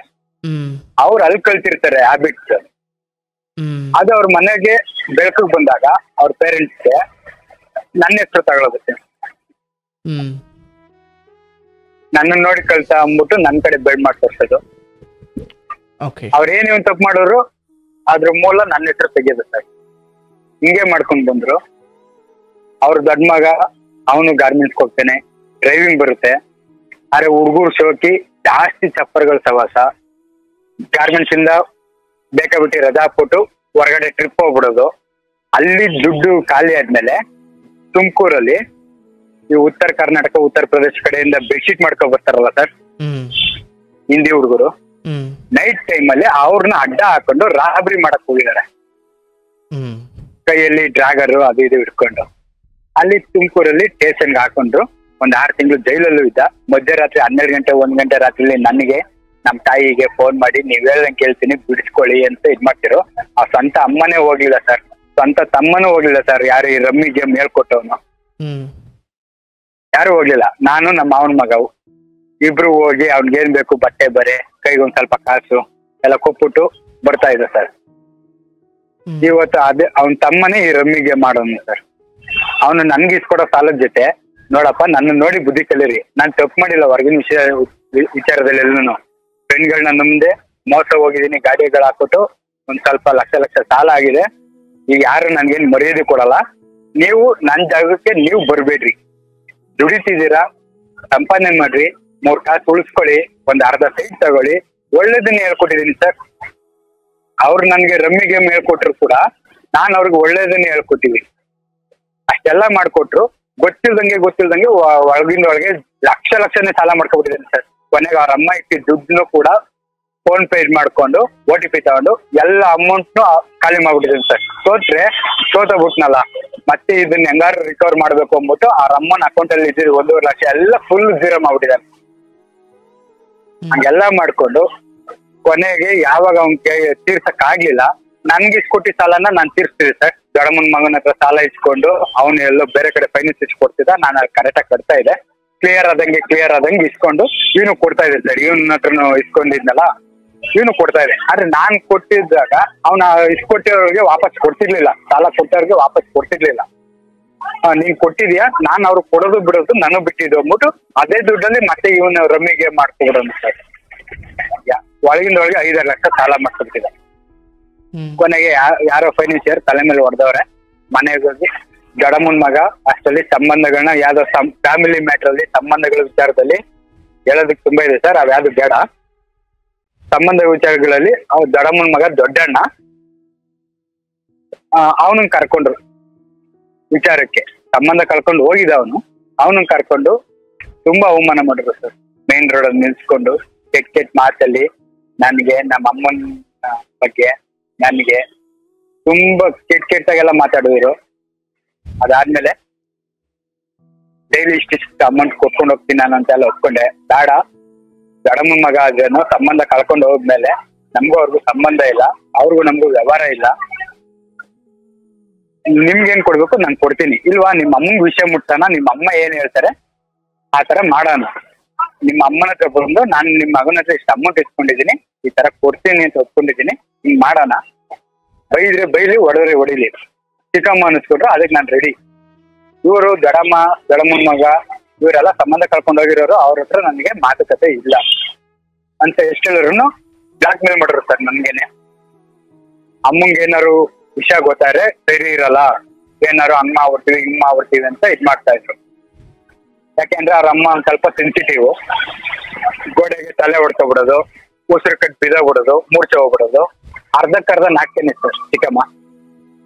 ಚಿಕ್ಕ ವಯಸ್ಸಿಂದನೂ ನೋಡ್ಕೊಂಡೇ ಬಂದಿದ್ದೀನಿ, ಗಂಡ ಹೆಂಡತಿ ಮಧ್ಯೆ ಜಗಳ ಆಡ್ದಾಗಿದ್ದ ನಾನು. ಇಷ್ಟೆಲ್ಲ ಮಾಡಿದ್ಮೇಲೆ ಕೊನೆಗೆ ಅವ್ರ ಅಮ್ಮನ್ಗೆ ಒಂದಿನ ಅವನೇ ರಾತ್ರಿ ಹೊತ್ತು ಮನೆಗೆ ಹೋಗ್ಬಿಟ್ಟು ಊಟ ಮಾಡ್ತಾ ಇದ್ದೆ ಸರ್, ನಾನು ನಮ್ಮ ಅಮ್ಮ ಎಲ್ಲ. ಇನ್ನ ತಟ್ಟೆ ಒಂದ್ ಸುತ್ತು ಕೈ ಇಟ್ಟಿಲ್ಲ ಅಷ್ಟೆಲ್ಲ ಅವ್ರೆ ನಮ್ ಚಿಕ್ಕಮ್ಮ ಫೋನ್ ಮಾಡ್ಬಿಟ್ಟು ಬೈದು ಕರ್ಸಿದ್ರು ಅವ್ರ ಮನೆ ಹತ್ರ. ನಾನು ನಮ್ಮ ತಾಯಿ ಹೋದ, ನಮ್ಮ ತಾಯಿಗೆ ಫೋನ್ ಎತ್ಕೊಂಡು ಹೊಡೆಯ ಬಂದ್ರು. ನೀನ್ ಸರಿ ಇದ್ದಿದ್ರೆ ನಿನ್ ಮಕ್ಳು ಯಾಕೆ ಹಿಂಗ ಆಯ್ತಿದ್ರು ಅಂದ್ಬಿಟ್ಟು ನಮ್ಮ ತಾಯಿಗೆ ಹೊಡೆಯ ಬಂದ್ರು ನಮ್ ಚಿಕ್ಕಮ್ಮ. ಈ ಜೈಲಲ್ಲಿ ಇದ್ನಲ್ಲ ಸರ್, ಅವನು ರಿಲೀಸ್ ಆಗಿ ಬಂದಿದ್ದ, ಆಲೇ ಒಂದ್ 2 ವರ್ಷದಿಂದನೇ ಬಂದಿದ್ದ ಅವನು ಡ್ಯೂಟಿ ಮುಗಿಸ್ಕೊಂಡ್ ಬಂದ. ಮಾತುಕತೆ ಆಯ್ತು ಮನೇಲಿ, ನಿಮ್ ಮಗ ನನಗ್ ಸಾಲ ಇಸ್ಕೊಟ್ಟಿದ್ದ, ಆದ್ರೆ ನಾನು ಎಷ್ಟೋ ಸಾಲ ತೀರ್ಸಿದೀನಿ, ಆದ್ರೆ ಅದನ್ನೆಲ್ಲ ಅವ್ನು ಗೇಮ್ ಮಾಡಿ ಕಳ್ಕೊಂಡವನೆ. ಇವತ್ತು ಅವನು ಪ್ರೆಷರ್ ಆಗಿದೆ, ಅವನ್ ಸಾಲ ಎಲ್ಲ ಸೇರಿಸಿ ನನ್ನ ತಲೆ ಮೇಲೆ ತಪ್ಪು ಕಟ್ತಾವ್ರೆ. ಕೂತ್ಕೊಂಡ್ ಮಾತಾಡೋಣ, ನಾನು ಎಷ್ಟು ಇಸ್ಕೊಂಡಿದ್ದೆ, ಎಷ್ಟು ವಾಪಸ್ ಕೊಟ್ಟಿದ್ದೀನಿ, ಇನ್ನ ಬ್ಯಾಲೆನ್ಸ್ ಎಷ್ಟು ಕೊಡ್ಬೇಕು ಅಂದ್ಬಿಟ್ಟು ದಡಮ್ಮನ ಮಗನ ಹತ್ರನೂ ಇಸ್ಕೊಂಡಿದ್ದ ಸರ್ ಅವನು. ದಡಮ್ಮನ್ಗೆ ಯಾವಾಗ ನಮ್ ಚಿಕ್ಕಮ್ಮ ಒಡವೆ ಅಡ ಇಟ್ಟು ತೀರ್ಸೋ ಅಂತದ್ದು ಬರುತ್ತೆ ಸಂದರ್ಭ ಅಂತ ಗೊತ್ತಾಯ್ತು, ಒಡವೆ ಅಡ ಇಟ್ಕೊಟ್ಟು ಸಾಲ ತೀರ್ಸ್ತಾರೆ ಅಂತ. ಅವ್ನ್ ತಪ್ಪೆಲ್ಲ 1-2 ತಪ್ಪನ್ನ ನಮ್ ಚಿಕ್ಕಮ್ಮಂಗೆ ದಡಮ್ಮನ ಮಗ ಹೇಳಿದಿದ್ರೆ ನನ್ ಮೇಲೆ ಕೆಟ್ಟವನು ಅಂತ ಅಪ್ಪದನ್ನೇ ಬರ್ತಾನೆ ಇರ್ಲಿಲ್ಲ. ಅವನು ಬರ್ತೀನಿ ಆಯ್ತು, ಅವ್ನು ಮಾಡಿದ ತಪ್ಪೆಲ್ಲ ಹೇಳೋಣ ಅಂದ್ಬಿಟ್ಟು ಬಂದವನು, ಒಡವೆ ಇಟ್ಟು ದುಡ್ಡು ಕೊಡ್ತೀವಿ ಅನ್ನೋ ವಿಚಾರ ಬಂದಿದ ತಕ್ಷಣ ಅವ್ನು ಸೈಲೆಂಟ್ ಆಗ್ಬಿಟ್ಟ ಸರ್. ಅವ್ರ ಮುಂದೆ ಒಳ್ಳೆನಾಗ್ಬಿಟ್ಟ, ಅವ್ನ ದುಡ್ಡು ಅವ್ನಿಗೆ ವಾಪಸ್ ಸಿಗುತ್ತಲ್ಲ ಅಂದ್ಬಿಟ್ಟು. ಅದಾದ್ಮೇಲೆ ಪ್ರತಿ ದಿನ ಜಗಳನೇ ಸರ್. 2022ರಿಂದ ಪ್ರತಿದಿನ ಜಗಳ. ನಮ್ಗಿಂತ ಸುಮಾರು ವರ್ಷ ಚಿಕ್ಕವ್ರ ವಯಸ್ಸಲ್ಲಿ ಆಡ್ಬಾರ್ದೇ ಇರೋ ಮಾತುಗಳಿಲ್ಲ ಸರ್. ತುಂಬಾ ಕೆಟ್ಟದಾಗ ಬೈತಾರೆ ಸರ್. ಆ ಕೋಪ ಒಂದ್ ಟೈಮಲ್ಲಿ 18ರಿಂದ 23 ವಯಸ್ಸಲ್ಲಿ ಸರ್ ನಾನು ಕೆಟ್ಟವನಾಗೇ ಇದೆ ಸರ್. ಅಂದ್ರೆ ಮೇಲ್ ಬಿದ್ದು ಯಾರನ್ನೂ ಒಂದ್ ಮಾತು ಬೈತಿರ್ಲಿಲ್ಲ, ಯಾರ ಮೇಲೂ ಜಗಳಕ್ಕೆ ಹೋಗ್ತಿರ್ಲಿಲ್ಲ. ಆದ್ರೆ ಜೊತೆಲಿರೋ ಫ್ರೆಂಡ್ಸ್ಗೆ ಯಾರು ಹೊರಗಡೆಯಿಂದ ಏನಾದ್ರು ಪ್ರಾಬ್ಲಮ್ ಅಂದಾಗ ಅಲ್ಲಿ ಒಂದ್ ಹೆಜ್ಜೆ ಮುಂದೆ ಇರ್ತಿದ್ರು ಸರ್. ಆ ಏಜ್ ಅಲ್ಲಿ ಒಂದು ಮೈಂಡ್ ಆತರ ಇರುತ್ತೆ ಪ್ರತಿಯೊಬ್ಬರಿಗೂ ಬೆಳೆದಿರೋ ವಾತಾವರಣದಲ್ಲಿ. ಯಾವಾಗ ಫ್ರೆಂಡ್ಸ್ ಇಂದನೂ ಮೋಸ ಹೋದು ಅವಾಗ ನಾನಾಯ್ತು, ನನ್ನ ಕೆಲಸ ಆಯ್ತು, ನನ್ನ ಫ್ಯಾಮಿಲಿ, ನನ್ನ ಮನೆ ಅಷ್ಟೇ ಅಂತ ಇದೀನಿ. ಸರಿನಪ್ಪ, ಈಗ ಏನಿದೆಯಪ್ಪ ಪರಿಸ್ಥಿತಿ, ಏನಿದೆ, ಏನಾಯ್ತು?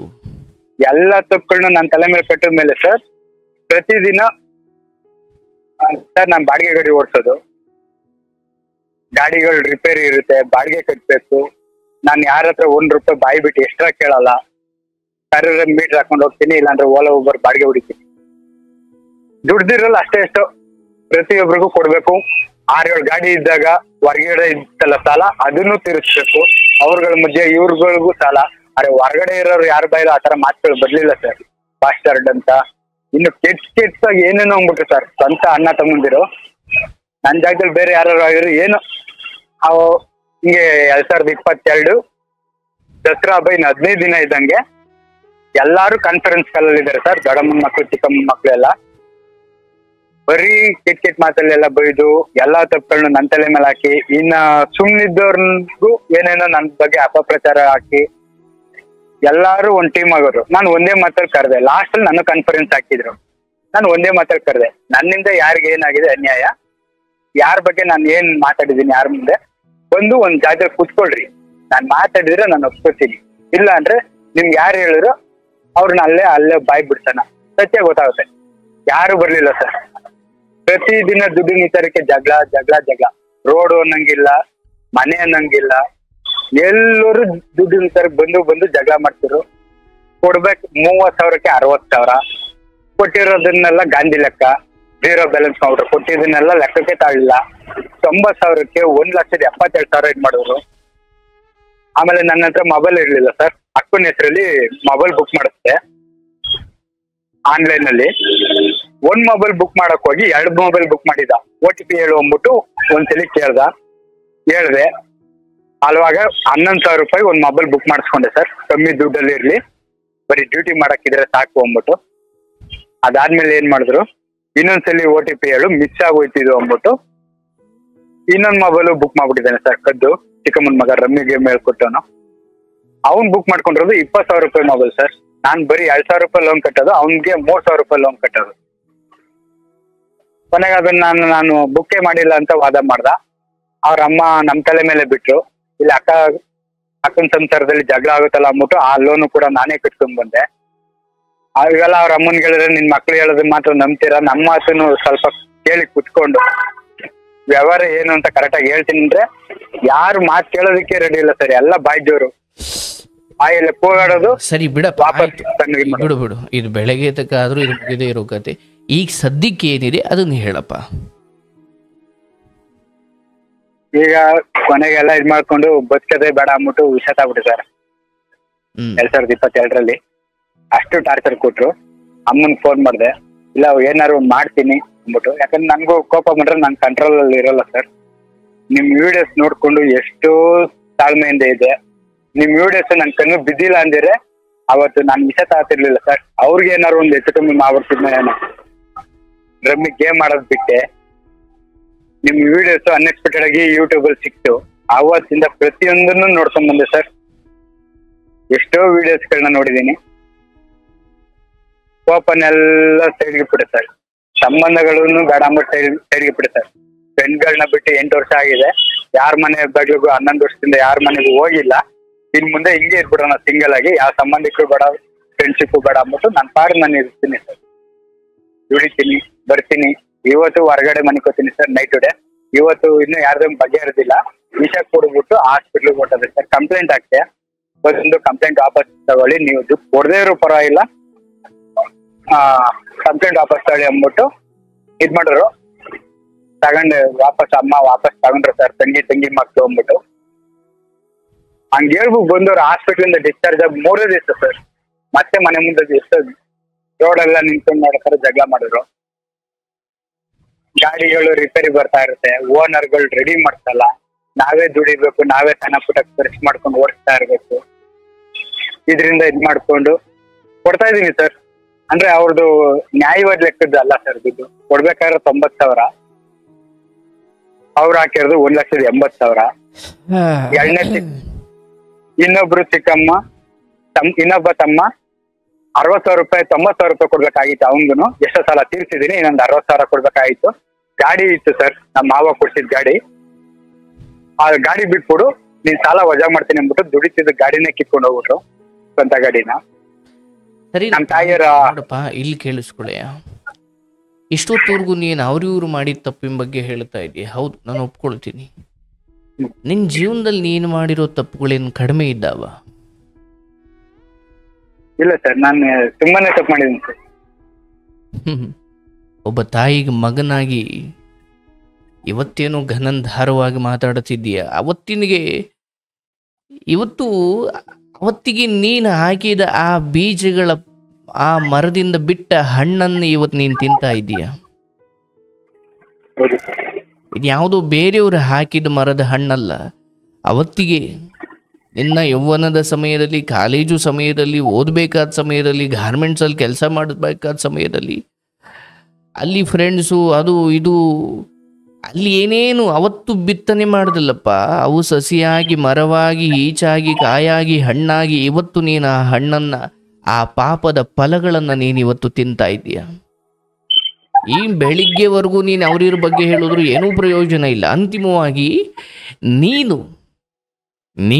ನಿನ್ನ ಕೈಲಿ ಎಷ್ಟು ಸಾಧ್ಯ ಅಂದರೆ, ಒಂದು ಆಟೋ ತಗೊಂಡೆ, ಇನ್ನೊಬ್ರು ಯಾರು ಅಂದರೆ ನನ್ನ ಸ್ನೇಹಿತ, ನನ್ನ ಜೊತೆ ಇರ್ತಕ್ಕಂಥವ್ರು, ನಾನು ಅವರಿಗೆ ಅವ್ರು 150 ರೂಪಾಯಿ ಕೊಟ್ಟರೆ ನಾನು 50 ರೂಪಾಯಿ ಅವ್ರಿಗೆ ಖರ್ಚು ಮಾಡ್ತಿದ್ದೆ. ನಾಚಿಕೆ ಆಗಲ್ಲ ನಿನಗೆ?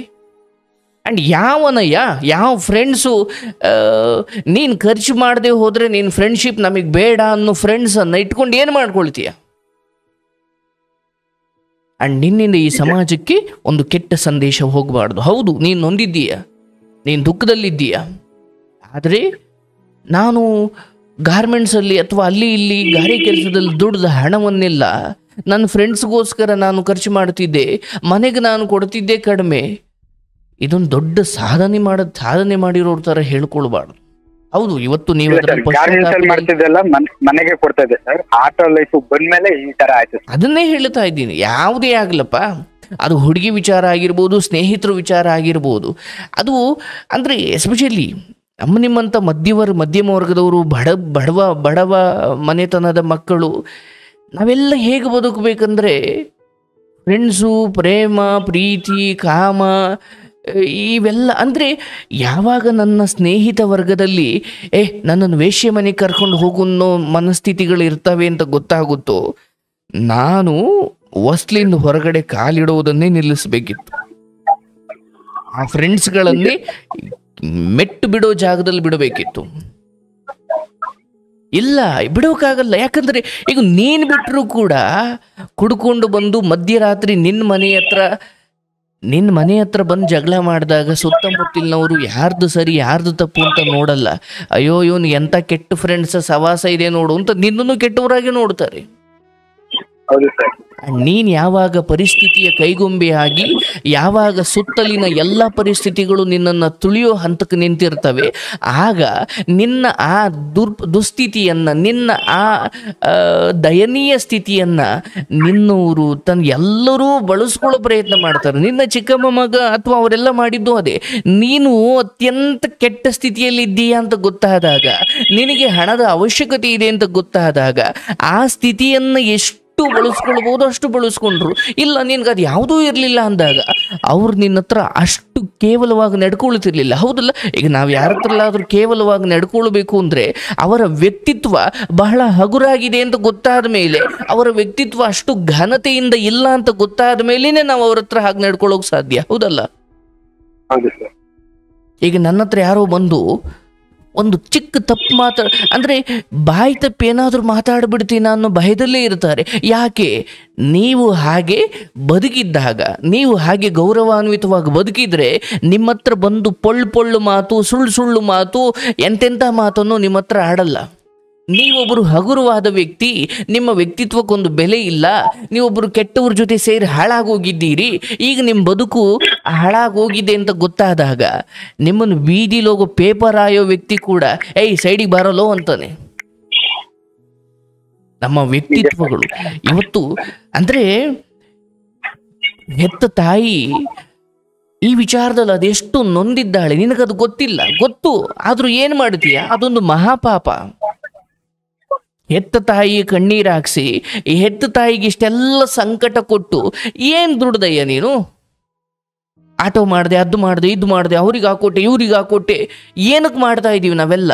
ಅಂತಿಮವಾಗಿ ನಾನು ಮತ್ತು ನನ್ನ ನಂಬಿರೋ ತಾಯಿ, ತಂದೆ, ಹೆಂಡತಿ, ಮಕ್ಕಳು ಅಂದರೆ ಏನೋ ಒಂದು ಪುಟ್ಟ ಸಂಸಾರ ಅಂತ ಇದೆಯಲ್ಲ, ಇವ್ರು ಚೆನ್ನಾಗಿರ್ಲಿ ಅಂತಲೇ ತಾನೇ ಹೊರಗಡೆ ನಾವು ಇಷ್ಟೆಲ್ಲ ಮಾಡ್ತಾ ಇರೋದು. ನೀ ಇಷ್ಟು ಅವ್ರಿಗೆ ಆಟೋ ಹಾಕೊಟ್ಟೆ, ಇವ್ರಿಗೆ ಗಾಡಿ ಹಾಕೊಟ್ಟೆ, ಅವ್ರಿಗೆ ಸಹಾಯ ಮಾಡಿದೆ, ನಾನು ಏನೇನು ಮಾಡಿದೆ, ಅದರಿಂದ ನಿನ್ನ ತಾಯಿಯ ಕಣ್ಣೀರನ್ನು ತಪ್ಪಿಸ್ಲಿಕ್ಕೆ ಆಗಲಿಲ್ವಲ್ಲ ನಿನಗೆ? ಅಂಡ್ ನಾನು ಯೋಚನೆ ಮಾಡಪ್ಪ, ಒಬ್ಬ ಮಗನಾಗಿ, ಒಬ್ಬ ಮನುಷ್ಯನಾಗಿ, ಒಂದು ಮಗುವಾಗಿ ನೀನು ಈ ಭೂಮಿಗೆ ಬಂದು ಹೊಸದಾಗಿ ಮೊದಲನೇದಾಗಿ ಉಸಿರಾಡೋ ಸಮಯದಲ್ಲಿ ನಿನ್ನ ಅಪ್ಪ ಅಮ್ಮ ನಿನ್ನ ನೋಡಿ ನಗ್ತಾ ಇದ್ರು. ಮುಂದೆ ಅವರನ್ನು ನಾನು ಹಾಗೆ ನಗ್ತಾ ಇದ್ರು. ನಾನು ಭೂಮಿಗೆ ಬಂದಾಗ ನಾನು ಅಳಬೇಕಾದ್ರೆ ಅವ್ರು ನಗ್ತಾ ಇದ್ರು. ಯಾಕೆ? ನಮಗೊಬ್ಬ ಮಗ ಹುಟ್ಟದ, ನಮ್ಮ ವಂಶ ಉದ್ಧಾರಕ ಹುಟ್ಟದ, ಅವರು ನಮ್ಮ ಬದುಕನ್ನು ಚೆನ್ನಾಗಿಡ್ತಾರೆ. ಅವ್ರು ಏನೆಲ್ಲ ದುಃಖ ಅನುಭವಿಸ್ಕೊಂಡು ಬಂದರು. ಅಂಡ್ ಇವತ್ತು ತಾಯಿಯ ವಿಚಾರವಾಗಿ, ಹೌದು ನೀನು ಹಣ ಕೊಟ್ಟಿರ್ಬೋದು, ದುಡ್ದಿದ್ದನ್ನ ತಾಂಡೋಗಿ ಕೊಟ್ಟಿರ್ಬೋದು, ಆದರೆ ಒಬ್ಬ ಮಗನಾಗಿ ಈಗೆಲ್ಲ ಬಂದು ಅವರಿವರು ಎಲ್ಲ ಸಿಕ್ಕದವರೆಲ್ಲ ಬಂದು ಮನೆ ಮುಂದೆ ಜಗಳ ಮಾಡ್ತಾರೆ ಅಂದರೆ ನೀನು ಹೊರಗಡೆ ಕೆಲಸಕ್ಕೆ ಹೋಗ್ತೀಯ. ಆದರೆ ನಿನ್ನ ತಾಯಿ ಈ ಘಟನೆಯಿಂದ ಸುತ್ತಮುತ್ತಲಿನ ಜನರನ್ನು ಎದುರಿಸೋದಿಕ್ಕೆ ಆಕೆಗೆ ಎಷ್ಟು ಕಷ್ಟ ಆಗುತ್ತೆ. ಹೌದಲ್ಲ? ಹೌದು ಸರ್. ಕೊನೆಗೆ ಎಲ್ಲರೂ ಸೇರ್ಕೊಂಡು ಮನೇನ ಬೀದಿಗೆ ತಂದ್ಬಿಟ್ರು ಸರ್. ಚಿಕ್ಕಮ್ಮನಿಗೆ ಚಿಕ್ಕಮ್ಮನ ಮನೆಯವರೆಲ್ಲ ಸೇರಿ ದೊಡ್ಡಮ್ಮನ ಅದೇ ಇದೇ ದುಡ್ಡಿನ ವಿಚಾರದಲ್ಲೇನೆ ಮನೆ ಖಾಲಿ ಮಾಡ್ಕೊಂಡು ಅಮ್ಮ ಚಿಕ್ಕಮ್ಮನ ಮನೆ, ಅಪ್ಪ ಅಕ್ಕ ಬಾವನ್ ಮನೆ, ನಾನು ರೋಡಲ್ಲಿ ಆಟೋ ಸ್ಟ್ಯಾಂಡ್ ಹಾಕೊಂಡು ಈಗ ಒಂದ್ ಮನೆ ಮಾಡಿದೀನಿ. ಬಾಡಿಗೆ ಮನೆ ಮಾಡ್ಕೊಂಡು ಮಾಡ್ತಾ ಇದೀವಿ. ಚಿಕ್ಕಮ್ಮ ಆಗಲಿ ದೊಡ್ಡಮ್ಮ ಆಗಲಿ, ಯಾವಾಗ ಈ ಅವ್ರ ಮಕ್ಕಳಾಗಿರ್ಬೋದು, ನೀನಾಗಿರ್ಬೋದು, ಯಾರೇ ಆಗಿರ್ಬೋದು, ತಡೆಯಪ್ಪ ಇವರೆಲ್ಲ ನಮ್ಮ ಮಕ್ಕಳು ಏನೂ ತಪ್ಪು ಮಾಡಿದ್ದಾರೆ, ಎಲ್ಲ ಕೂತು ಕೇಳಿ ಸಮಾಧಾನವಾಗಿ ಸರಿ ಮಾಡೋಣ ಅನ್ನೋ ಬುದ್ಧಿ ಇಲ್ಲ. ಅಂದರೆ ನೋಡಪ್ಪ, ಎಲ್ಲರಿಗೂ ಅವ್ರವ್ರ ಮಕ್ಕಳು ದೊಡ್ಡವ್ರ ಕಣೆ, ಏನೇ ಚಿಕ್ಕಮ್ಮ ಇರ್ಬೋದು ದೊಡ್ಡಮ್ಮ ಇರ್ಬೋದು, ಬಟ್ ಅವರ ಮಗ ಆಗ್ಲಿಕ್ಕೆ ನೀನು ಯಾವತ್ತೂ ಸಾಧ್ಯ ಇಲ್ಲ. ಅಂದರೆ ತಂಗಿ ಮಗ, ಅಕ್ಕ ಮಗ ಅದೆಲ್ಲ ಸೆಕೆಂಡ್ರಿ. ಅವ್ರ ಮಗ ಆಗ್ಲಿಕ್ಕೆ ಸಾಧ್ಯ ಇಲ್ಲ. ಈಗ ಯಾರು ಮಗನನ್ನು ಕಳ್ಕೊಂಡ ತಾಯಿ ಬಂದು ನನ್ನ ಹತ್ರ ಅಳಬೇಕಾದ್ರೆ, ನೋಡವ್ವ ನಾನು ನಿನ್ನ ಮಗನಂತೆ ತಾಯಿ ಅಂತ ಹೇಳ್ಬೋದು, ಆದ್ರೆ ಅವ್ರ ಮಗ ಆಗ್ಲಿಕ್ಕೆ ಸಾಧ್ಯ ಇಲ್ಲ. ಹಾಗೆ ಅವ್ರ ಮಕ್ಕಳು ಇಡೀ ಲೋಕಕ್ಕೆ ದ್ರೋಹ ಮಾಡಿದ್ರು ಕೂಡ ನಮ್ಮ ಮಕ್ಕಳು ಅನ್ನೋ ಮೋಹ ಅಲ್ಲಿ, ನೀನು ಬಹಳ ಚಿಕ್ಕವನು, ನೀನು ತಂಗಿ ಮಗನೋ ಅಕ್ಕ ಮಗನೋ ಇರ್ಬೋದು, ಆದರೆ ಅದು ತನ್ನ ಮಕ್ಕಳ ನಂತರ ಬರುವಂತಹ ಪದವಿ ಹೊರತು ನೀನು ಮೊದಲಲ್ಲ. ಹಾಗಾಗಿ ಈಗಲಾದ್ರೂ ಬುದ್ಧಿ ಕಲಿ. ಎಲ್ಲರನ್ನು ಬಿಡೋದು ಈ ವಿಷಯ ಅದಲ್ಲ. ನೀನು 1000 ಜನ ಕುಡುಕರು ನಡುವೆ ಇದ್ರೂ ಕೂಡ ನನ್ನ ಹಿಡಿತದಲ್ಲಿ ನಾನು ಇರಬೇಕೇ ಹೊರತು ಇವರೆಲ್ಲರಿಂದ ದೂರ ಆದ ಮಾತ್ರಕ್ಕೆ ನೀನು ಉದ್ಧಾರ ಆಗ್ಬಿಟ್ಟೆ ಅಂತ ಇಲ್ಲ. ಅಲ್ಲೂ ಡಿಪ್ರೆಷನ್ ಬಂದು ಸಾಯ್ಬೋದಲ್ವ. ಒಂಟಿತನ ಅನ್ನೋದು ಎಲ್ಲರಿಂದ ದೂರ ಇರುವಂಥದ್ದು ಅಂತ ಅಲ್ಲ. ಅಥವಾ ನನಗೆ ಇವ್ರು ಯಾರು ಬೇಡ ಅಂದ್ರೆ ಅದರ ಅರ್ಥ ಹೋಗು ಭೂಮಿ ಬಿಟ್ಟು ಮಂಗಳ ಗ್ರಹಕ್ಕೆ ಹೋಗು, ಅದರ ಅರ್ಥ ಎಲ್ಲರನ್ನ ಬಿಟ್ಟು ಬಿಡು ಅಂತ ಅಲ್ಲ. 1000 ಜನ ಕುಡುಕರ ನಡುವೆ ಇದ್ರು, ವೇಶ್ಯೆಯ ವಟಾರದ ನಡುವೆ ಇದ್ರು, ನಾನು ಆ ಚಟಗಳಿಗೆ ಆ ದುಷ್ಕೃತ್ಯಗಳಲ್ಲಿ ಭಾಗವಹಿಸದೇ ಇರುವಂತೆ ನನ್ನ ಮನಸ್ಸನ್ನು ನಿಯಂತ್ರಿಸುವ ಬುದ್ಧಿ ಎಲ್ಲಿವರೆಗೂ ಬರೋದಿಲ್ವೋ, ಇವರನ್ನೆಲ್ಲ ಬಿಟ್ಟು ಹೋದ್ರೂ ತಾನು ಏನು ಪ್ರಯೋಜನ? ಅಯ್ಯೋ ನಾನು ಸಿಗರೇಟ್ ಸೇದ್ಬೋದು, ನನಗಿಷ್ಟ ಇಲ್ಲ. ಈಗ ನಿನ್ನ ಫ್ರೆಂಡ್ ಸೇರ್ತಾನೆ, ಸುತ್ತಮುತ್ತ ಅವ್ರು ಸೇರ್ತಾರೆ, ಅಂಗಡಿ ಮುಂದೆ ಯಾರೋ ಒಂದಷ್ಟು ಜನ ಕೂತ್ಕೊಂಡು ಸೇರ್ತಾವ್ರೆ, ಆ ಹೊಗೆ ನನ್ನ ಹತ್ರ ಬರ್ತಾ ಇದೆ, ಅಯ್ಯೋ ಇಲ್ಲೂ ಸೇರ್ತಾವ್ರೆ, ಇಲ್ಲಿರಲ್ಲ ಅಂದ್ಕೊಂಡು ಅಲ್ಲಿಗೆ ಹೋದೆ, ಅಲ್ಲೂ ಸೇರ್ತಾವ್ರೆ, ಅಲ್ಲಿರಲ್ಲ, ಮುಂದಕ್ಕೆ ಹೋದೆ. ಅಂದರೆ ಈ ದೇಶ ಜಗತ್ ಸುತ್ತಾಡಿದ್ರು ಅಂಥದ್ದೊಂದು ಜಾಗನೇ ಇಲ್ಲ ಯಾರೂ ಸೇದ್ದೇ ಇರುವಂಥದ್ದು. ಹಾಗಾಗಿ ಒಳ್ಳೆಯವರಿರೋ ವಟಾರವನ್ನು ಹುಡುಕೊಂಡು ಹೋಗ್ಬಿಡೋಣ ಅಂತ ಹೋಗಬಾರ್ದಂತೆ. ಕೆಟ್ಟವ್ರ ನಡುವೆ ಇದ್ರೂ ನೀವು ಒಳ್ಳೆಯವರಾಗಿರಬೇಕು. ಆ್ಯಂಡ್ ನಿನ್ನ ಸ್ನೇಹಿತರಿಗೆ ಅವರು ಆಟೋ ಹಾಕೊಟ್ರಿ, ನೋಡಪ್ಪ ಹಣಕಾಸಿನಲ್ಲಿ ಏನೇನು ನಷ್ಟವಾಗಿದೆ, ಸಾಲ ಮಾಡ್ಕೊಂಡಿದ್ರೆ ಅದನ್ನೆಲ್ಲ ತೀರಿಸ್ಬೋದಯ್ಯ, ಅದು ಪೇಪರ್, ಅದನ್ನು ನೀನು ತೀರಿಸೋ ಶಕ್ತಿ ನಿನಗಿದೆ.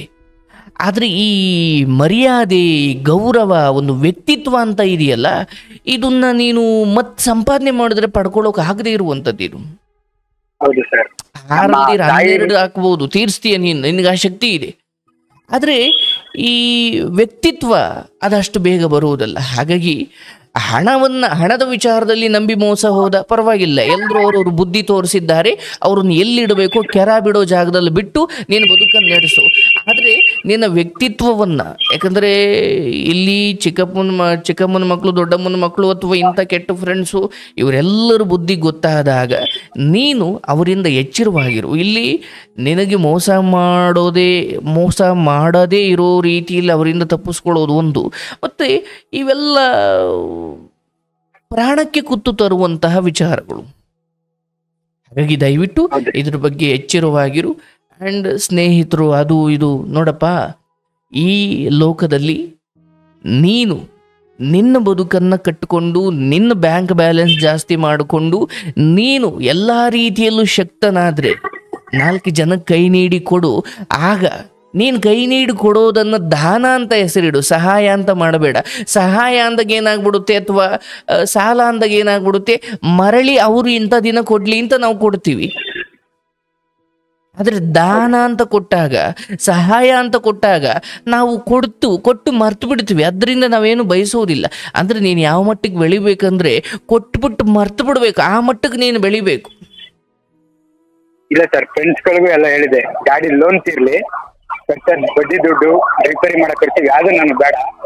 ಹಾಕಿರೋ ಬಂಡವಾಳ ವಾಪಸ್ ತಗೋತೀನಿ, ಅದಾದ್ಮೇಲೆ ನೀವು ಓಡಿಸೋ ಗಾಡಿಗಳನ್ನ ನಿಮ್ಗೆ ಕೊಟ್ಬಿಡ್ತೀನಿ, ನನಗೆ ₹1 ಬೇಡ, ನೀವು ಚೆನ್ನಾಗಿರ್ರಿ. ಅವ್ರು ಯಾರ ಜೊತೆನೂ ನೀನು ಕರುಣೆಯಿಂದ ಇರುವುದು, ಪ್ರೀತಿಯಿಂದ ಇರುವುದು ಅವಶ್ಯಕತೆ ಇಲ್ಲ. ಎಲ್ಲರೂ ಅವ್ರವ್ರ ಪಾಡಿಗೆ ಅವ್ರವ್ರ ಬದುಕನ್ನು ಬಿಟ್ಟು ಬಿಡು. ಇವರಲ್ಲ, ಯಾವ ಫ್ರೆಂಡ್ಸ್ ಬಂದ್ರು ಕೂಡ ಅಷ್ಟೇ. ಅಂತಿಮವಾಗಿ ಎಲ್ಲ ಅರ್ಥ ಮಾಡ್ಕೊಂಡು 8 ವರ್ಷದಿಂದ ಯಾವ ಫ್ರೆಂಡ್ಸ್ ಇವ್ರು ನಮ್ಮ ಅಪ್ಪ ಅಮ್ಮನೇ ತೋರಿಸಿ ಇಂಥವ್ರು ಫ್ರೆಂಡು ಒಳ್ಳೆಯವರು ಅವ್ರ ಜೊತೆಲಿರೋರು ಕೂಡ ನಾನು ಸೇರಲ್ಲ. ನಿನ್ನ ಬುದ್ಧಿ ನಿನ್ನ ಕೈಲಿರ್ಲಪ್ಪ. ಒಳ್ಳೆ ಸತ್ಸಂಗ ಮಾಡು, ಒಳ್ಳೆ ಮಾತುಗಳು. ಅಂದ್ರೆ ಆ ದಿನದ ಆದಾಯ ಕಡಿಮೆ ಆದ್ರೂ ಪರವಾಗಿಲ್ಲಪ್ಪ, ಆದರೆ ದೇಹಕ್ಕೆ ಮನಸ್ಸಿಗೆ ಆಘಾತ ಮಾಡಿಕೊಳ್ಳುವಂತಹ, ಮರ್ಯಾದೆಯನ್ನು ಕಳೆಯುವಂಥ ಯಾವ ಚಟುವಟಿಕೆಯಲ್ಲೂ ಭಾಗವಹಿಸಬಾರ್ದು. ಅಲ್ಲಿ ನನಗೆ ಕೋಟಿ ಸಿಗುತ್ತೆ ಅಂದ್ರೆ ಭಾಗವಹಿಸಬಾರ್ದು. ಆರೋಗ್ಯ ಕಾಪಾಡ್ಕೋ. ನಿನ್ನ ಮನಸ್ಸು ನೆಮ್ಮದಿಯಾಗಿರೋದಿಕ್ಕೆ ಏನೇನು ಬೇಕು, ಏನೇನು ಕೇಳಬೇಕು, ಎಲ್ಲೆಲ್ಲಿ ನೋಡಪ್ಪ. ವಾರದಲ್ಲಿ 1 ದಿನ ಗುರುವಿನ ಭೇಟಿ, ವಾರದಲ್ಲಿ 1 ದಿನ ದೇವಸ್ಥಾನದ ಭೇಟಿ, ವಾರದಲ್ಲಿ 1 ದಿನ ತಾಯಿ ತಂದೆಯರ ಜೊತೆ ಕೂತು ನೆಮ್ಮದಿಯಾಗಿ ಮಾತಾಡೋದು. ನೀನು ದುಡಿತೀಯ, ಸಾಲ ತೀರಿಸ್ತೀಯ, ಆಯಿತು. ವ್ಯವಹಾರ ಹೊರಗಡೆ ಇರಲಿ, ಒಳಗಡೆಗೆ ಬರೋದು ಬೇಡ.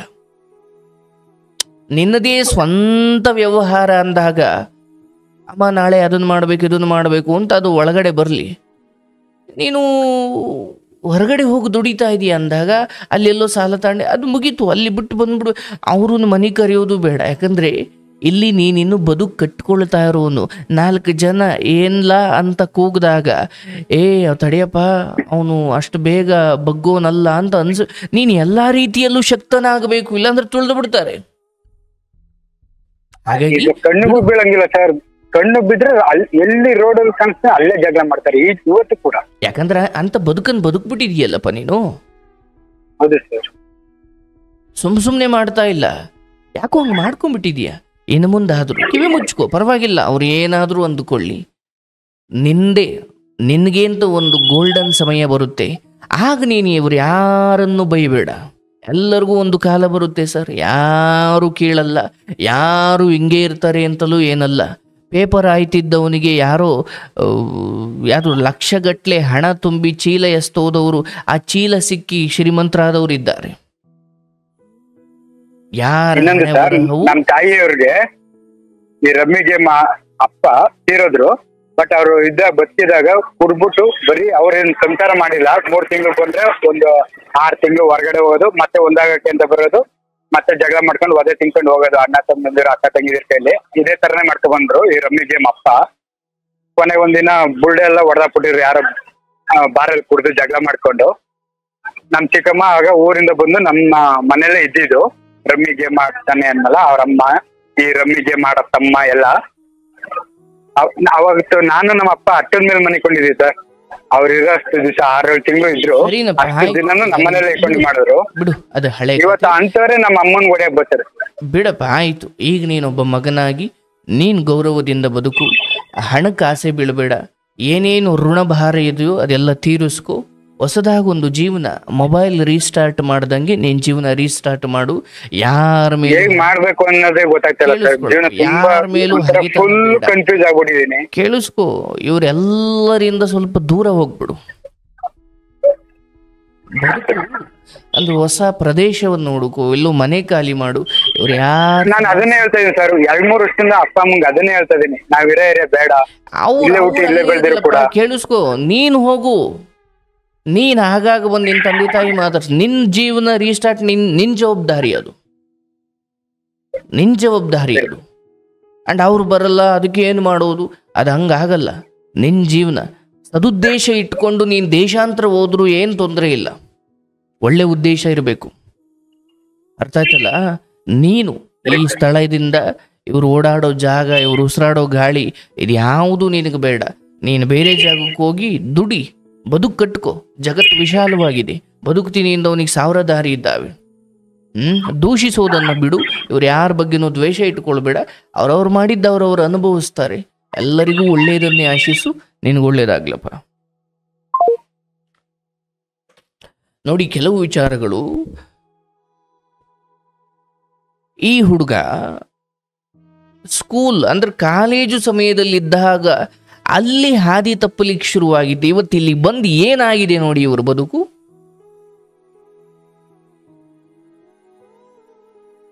ಚಿಕ್ಕಪ್ಪ ದೊಡ್ಡಪ್ಪ, ಚಿಕ್ಕಮ್ಮ ದೊಡ್ಡಮ್ಮ, ಈ ಅಣ್ಣ ತಮ್ಮಂದಿರಂತೆ ಇರಬೇಕಾದವರೆಲ್ಲ ದುರ್ಯೋಧನ ಸಂತತಿಗಳಂತೆ ಆಡ್ತಾ ಇದ್ದಾರೆ. ಎಚ್ಚರವಾಗಿರಿ. ನಮ್ಮೆಲ್ಲರಿಗೂ ಇದೊಂದು ದೊಡ್ಡ ಪಾಠ.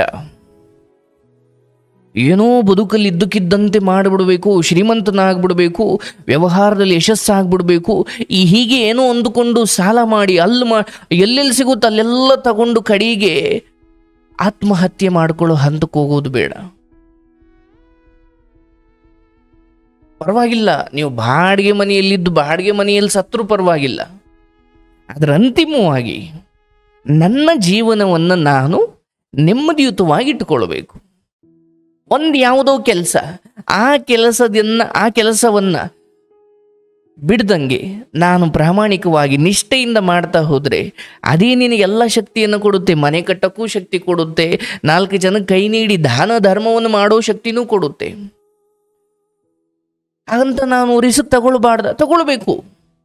ಆದರೆ ಆ ರಿಸ್ಕ್ ತಗೊಂಡಾಗ ಹಾಗೆ ನಾನು ತೆಗೆದುಕೊಂಡ ರಿಸ್ಕ್ ಅಕಸ್ಮಾತ್ ವಿಫಲವಾದರೆ, ಫೇಲ್ ಆದರೆ ಅದನ್ನು ಎದುರಿಸೋ ತಾಕತ್ತು ಶಕ್ತಿ ನನಗಿದೆಯಾ, ಅದನ್ನು ಮುಂಚೆನೇ ಯೋಚನೆ ಮಾಡಿರಬೇಕು. ರಿಸ್ಕ್ ತಗೊಳ್ಳದೆ ಸಾಧನೆಗಳು ಸಾಧ್ಯ ಇಲ್ಲ.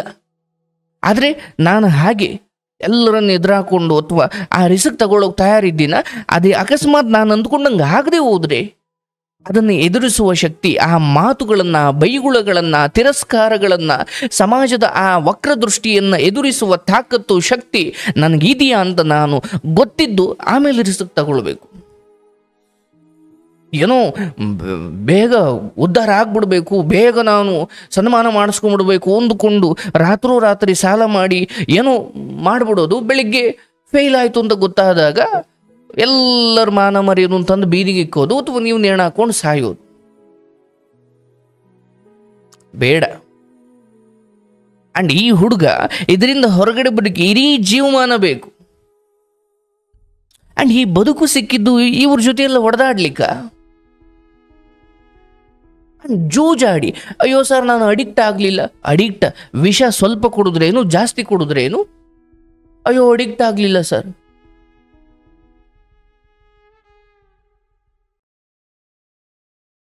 ಅಂಡ್ ಅವನು ಚಿಕ್ಕಮ್ಮ ಮಗ ಆಗಲಿ ದೊಡ್ಡಮ್ಮನ ಮಗ ಆಗಲಿ ಅಂತ ಜೂಜಾಟಕ್ಕೆ ದಾರಿ ತೋರಿಸ್ತಿದ್ದಾನೆ ಎಂದಾಗ ನನ್ನ ಬುದ್ಧಿ ಎಲ್ಲೂ ಹೋಗಿತ್ತು. ಸತ್ಯ ಏನಂದರೆ, ನಿಮಗೂ ಹಣದ ಅವಶ್ಯಕತೆ ಅಥವಾ ಅವಶ್ಯಕತೆಗೂ ಮೀರಿದ ಹಣದ ಮೋಹ ಇತ್ತು. ಈ ಜೂಜಾಟ ಆಡಿ ನಾನು ಕೋಟಿ ಬಂದರು ನನಗೆ ಬೇಡಪ್ಪ ಅಂತ ನೀವು ಹೇಳ್ಬೋದಿತ್ತಲ್ಲ. ಅಯ್ಯೋ ಕಲಿಸ್ಬಿಟ್ಟ ಸರ್, ಕಲಿತೆ, ಅವಶ್ಯಕತೆ ಇತ್ತು ಅಂತ ಅನಿಸಿರ್ಬೋದು, ಬಟ್ ಅದನ್ನು ಮುಂದುವರಿಸಿದ್ರಲ್ಲ ನೀವು.